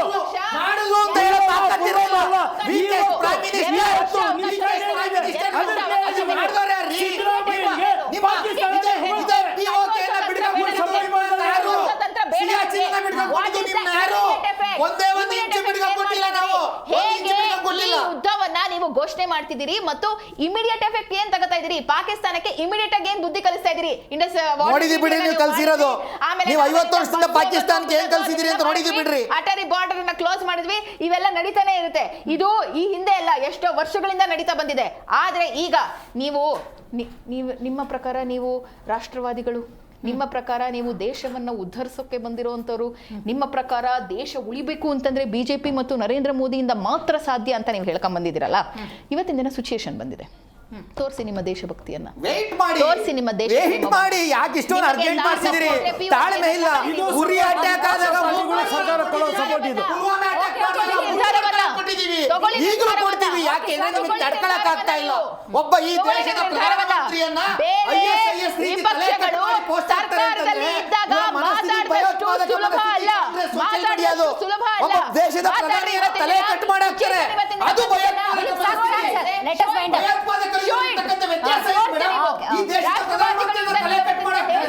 ತೋರಿಸಿ. ನೀವು ನಾವು ನಿಮ್ ಜೊತೆ ಇದೀವಿ, ಕಾಂಗ್ರೆಸ್ ಆಗಿ ನಾವು ನಿಮ್ ಜೊತೆ ಇದೀವಿ. ಈ ವೈಟಿಂಗ್ ಪೀರಿಯಡ್ ಇದೇ ಕನ್ಫ್ಯೂಷನ್ ಕ್ರಿಯೇಟ್ ಮಾಡ್ತಿರೋದು. ಯಾವ ನಿರ್ಧಾರಕ್ಕೆ ಬರ್ತಾರೆ? ಅಫ್ಕೋರ್ಸ್ ಕೆಲವೊಂದು ಅಫಿಷಿಯಲ್ ವಿಚಾರಗಳನ್ನು ಹೇಳೋಕ್ಕಾಗಲ್ಲ, ಯಾವ ಸ್ಟ್ಯಾಂಡ್ ತಗೋತಾರೆ ಅಂತ ಹೇಳೋಕ್ಕಾಗಲ್ಲ, ಅವ್ರು ಅಲರ್ಟ್ ಆಗ್ಬೋದು. ಬಟ್ ಒಂದು ರೀತಿ ದೇಶದ ಜನ ಗೊಂದಲದಲ್ಲಿದ್ದಾರೆ ರೈಟ್ ನೋ ಸಿಚುವೇಶನಲ್ಲಿ. ಮೇಡಮ್, ಈಗ ನಾನು ಒಂದು ವಿಷಯ ಹೇಳಬೇಕು. ಏನಂದರೆ ನಮ್ಮ ರಾಷ್ಟ್ರದಲ್ಲಿ ಯಾವಾಗಲೂ ಎಕ್ಸ್ಪೆಷಲಿ ವಿಶೇಷವಾಗಿ ಕಾಂಗ್ರೆಸ್ ಮತ್ತು BJP ಇದೆಯಲ್ಲ, ಬರೀ ಭೂತಕಾಲದ ಬಗ್ಗೆನೇ ಮಾತಾಡೋದು, ವರ್ತಮಾನ ಕಾಲದ ಬಗ್ಗೆ ಮಾತಾಡಲ್ಲ, ಭವಿಷ್ಯದ ಬಗ್ಗೆ ಮಾತಾಡಲ್ಲ. ಇವತ್ತು ಒಂದು ಸುದ್ದಿವಾಹಿನಿ, ರಾಜ್ಯದ ಒಂದು ಸುದ್ದಿವಾಹಿನಿಯಲ್ಲಿ ನಾನು ಈ ಪದ ಹೇಳೋದಕ್ಕೆ ತುಂಬಾ ನೊಂದ್ಕೊಂಡು ಹೇಳ್ತಾನೆ, ಹಂದಿ ನಾಯಿ ಥರ ಇವತ್ತು ಕಿತ್ತಾಡ್ತಾರೆ ಈ ಚಾನಲಲ್ಲಿ ಕೂತ್ಕೊಂಡು. ಇವ್ರಿಗೆ ಆ್ಯಕ್ಚುಲಿ ಮನಮರ್ಯಾದೆ ಇರಬೇಕು. ಯಾಕೆಂದರೆ ರಾಜ್ಯದ ಜನ ನೋಡ್ತಾ ಇದ್ದಾರೆ, ನಾವು ಯಾವ ವಿಷಯದಲ್ಲಿ ಚರ್ಚೆ ಮಾತಾಡ್ತಾ ಇದ್ದೀವಿ, ನಾವು ಎಷ್ಟು ಗಂಭೀರವಾಗಿ ಈ ವಿಷಯನ ಚರ್ಚೆ ಮಾಡಬೇಕು, ಏನು ಮೆಸೇಜ್ ಕೊಡಬೇಕು, ಇದ್ರ ಬಗ್ಗೆ ಯೋಚನೆ ಮಾಡಲ್ಲ. ನಿಮ್ಮ ಸರ್ಕಾರ ಇದ್ದಾಗ ಹಂಗೆ ಮಾಡಿದ್ರು, ಈ ಸರ್ಕಾರ ಇದ್ದಾಗ ಹಿಂಗೆ ಮಾಡಿದ್ರು, ಆ ಸರ್ಕಾರ ಇದ್ದಾಗ ಬರೀ ಇದನ್ನೇ ಹೇಳ್ತಾರೆ ಹೊರತು ಇಲ್ಲಿ ಮುಂದೆ ಏನ್ ನಡಿಬೇಕಾಗಿದೆ, ಏನ್ ಮಾಡಬೇಕಾಗಿದೆ, ನಾವು ಯಾವ್ದ್ರ ಬಗ್ಗೆ ಅವ್ರಿಗೆ ತಾಕೀತು ಮಾಡಬೇಕು. ಆಮ್ ಆದ್ಮಿ ಪಕ್ಷ ದೇಶದ ನಮ್ಮ ರಾಷ್ಟ್ರೀಯ ಪಕ್ಷಗಳು ತೆಗೆದುಕೊಳ್ಳುವಂತ ನಿಲುವು ಬಗ್ಗೆ ಮಾತಾಡ್ತಾರೆ. ಇಲ್ಲ, ನಾನು ಮಾಡ್ಲೇಬೇಕು. ಯಾಕಂದ್ರೆ ಕಾಲಹರಣ ಮಾಡ್ತಾ ಇದಾರೆ ಹೊರತು ಜಗಳ ಮಾಡ್ಕೊಂಡು ಸಿಂಧು ಅಟ್ಟಾರಿ ಹಿಂಗೆ ಒಪ್ಪಂದಗಳನ್ನ ಏನೆಲ್ಲ ಬ್ರೇಕ್ ಮಾಡಿ ಒಂದಷ್ಟು ನಿರ್ಧಾರಗಳನ್ನು ತಗೊಂಡಿದ್ದಾರೆ. ಅದನ್ನ ನೀವು ಸ್ವಾಗತಿಸ್ತೀರಾ? ಖಂಡಿತ ಸ್ವಾಗತಿಸ್ತೀವಿ. ಈಗ ನೋಡಿ ನಮ್ಮ ದೇಶಕ್ಕೆ ಏನು ಒಳ್ಳೇದಾಗುತ್ತೆ, ನಮ್ಮ ರಾಜ್ಯಕ್ಕಿರ್ಬೋದು, ನಮ್ಮ ದೇಶದ ಜನರಿಗೆ ಏನು ಒಳ್ಳೇದಾಗುತ್ತೆ ಅದು ಮಾಡಿದ್ರೆ ಖಂಡಿತ ಸ್ವಾಗತ ಮಾಡ್ತೀವಿ, ಅದರಲ್ಲಿ ಏನು ತಪ್ಪಿಲ್ಲ. ಆದ್ರೆ ನಾನು ಹೇಳೋದೇನಂದ್ರೆ ಇದನ್ನ ಇಷ್ಟು ವರ್ಷ ಬೇಕಾಗಿರ್ಲಿಲ್ಲ ನಿಮಗೆ ತಗೊಳ್ಳೋದಕ್ಕೆ. ಇಷ್ಟು ದಿವಸ ನೀವೇನು ಕಡಪ್ ತಿಂತಾ ಇದ್ರಾ, ಏನ್ ಮಾಡ್ತಾ ಇದ್ರಿ? ಅಲ್ಲಿ ಬಾರ್ಡರ್ ಸೆಕ್ಯೂರಿಟಿ ಟೈಟ್ ಮಾಡಕ್ಕೆ 10 ವರ್ಷ 12 ವರ್ಷ ಬೇಕಾ? ಇದಕ್ಕೆ ಮುಂಚೆನೂ ಎಷ್ಟೊಂದು ಅನಾಹುತಗಳು ನಡೆದಿದೆ. ಇವ್ರು ಏನಂದ್ರೆ ಆರಾಮಾಗಿ ಮೋಜು ಮಸ್ತಿ ಮಾಡಿಕೊಂಡು ದೇಶ ವಿದೇಶಗಳಲ್ಲಿ ಸುತ್ತಾಡಕ್ಕೆ ಕೋಟ್ಯಾಂತರ ರೂಪಾಯಿ ಖರ್ಚು ಮಾಡ್ಕೊಂಡು ಇದು ಮಾಡ್ತಾರೆ. ನಿಮ್ಗೆ ಅಲ್ಲಿರೋ ಎಷ್ಟು ನಿಮಗೆ ಸೋರ್ಸ್ ಬೇಕಾಗಿದೆ ಅವ್ರನ್ನ ಡೆಪ್ಯೂಟ್ ಮಾಡ್ಕೋಬೋದಿತ್ತಲ್ವಾ ಇಷ್ಟು ವರ್ಷಗಳಲ್ಲಿ. 60,000 ಜನ ಸೈನಿಕರು ಇನ್ನುವರೆಗೂ ಅಪಾಯಿಂಟ್ಮೆಂಟ್ ಮಾಡ್ಕೊಳ್ಳಿಲ್ಲ ಅಂದ್ರೆ ಅದು ಒಂದು ನ್ಯೂನತೆ ಅಲ್ವಾ? ಅವೆಲ್ಲ ಅರ್ಥ ಮಾಡ್ಕೋಬೇಕಲ್ವಾ? ಸುಮ್ಮನೆ ನಾವೇನಾದ್ರು ಪ್ರಶ್ನೆ ಮಾಡಿದ್ರೆ ಇವರು ದೇಶದ್ರೋಹಿಗಳು, ಅದನ್ನ ಒಂದು ಹಣೆ ಪಟ್ಟಿ ಕಟ್ಬಿಟ್ಟಿದ್ದಾರೆ. ಇವ್ರು ಮಾತ್ರ ದೇಶ ಪ್ರೇಮಿಗಳು, ಬಿಗ್ದವ್ರು ಯಾರು ದೇಶ ಪ್ರೇಮಿ. ಈ ದೇಶದಲ್ಲಿ ಇರೋ ಅದ್ಯಾವ ದೋಷ ಕಣ್ರಿ?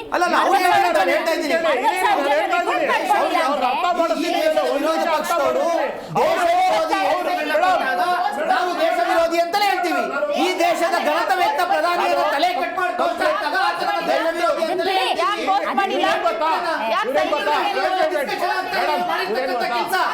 ಕನ್ನಡದಲ್ಲಿ ಒಂದು ಕೆಲಸ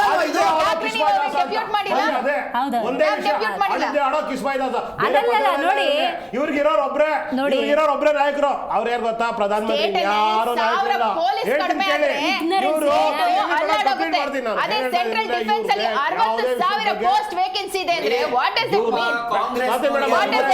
ಪೋಸ್ಟ್ಗಳು ಖಾಲಿದಾವೆ ಅಂತ ಹೇಳ್ತಿದ್ದಾರೆ. ಅವರೆಲ್ಲ ಭದ್ರತೆಯನ್ನು ಹ್ಯಾಂಡಲ್ ಮಾಡ್ತಾ ಇರ್ತಕ್ಕಂಥದ್ದು ಈ ದೇಶಕ್ಕೆ ಗೊತ್ತಿದೆ ಏನ್ ಮಾಡ್ಬೇಕಂತ ಹೇಳಿ.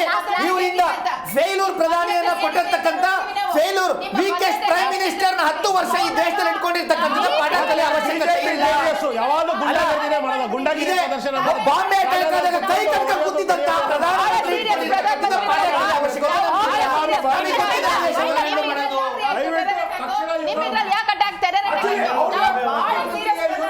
ಇವರು ಯಾವುದೇ ಕಾರಣಕ್ಕೂ ನಮ್ಮನ್ನಂತೂ ಸಪೋರ್ಟ್ ಮಾಡಲ್ಲ, ಆಯ್ತಾ?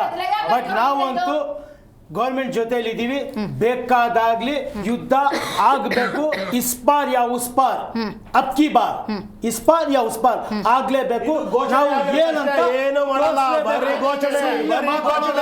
ಇನ್ನೂ 10 ವರ್ಷ ಇಷ್ಟು ಪಾಕಿಸ್ತಾನದ ಮೇಲೆ ದೇಶ ತೀರ್ಸ್ಕೊಂಡಿರೋದೇ ಕಾಂಗ್ರೆಸ್ ಇಂದ. Bangladesh issue our issue.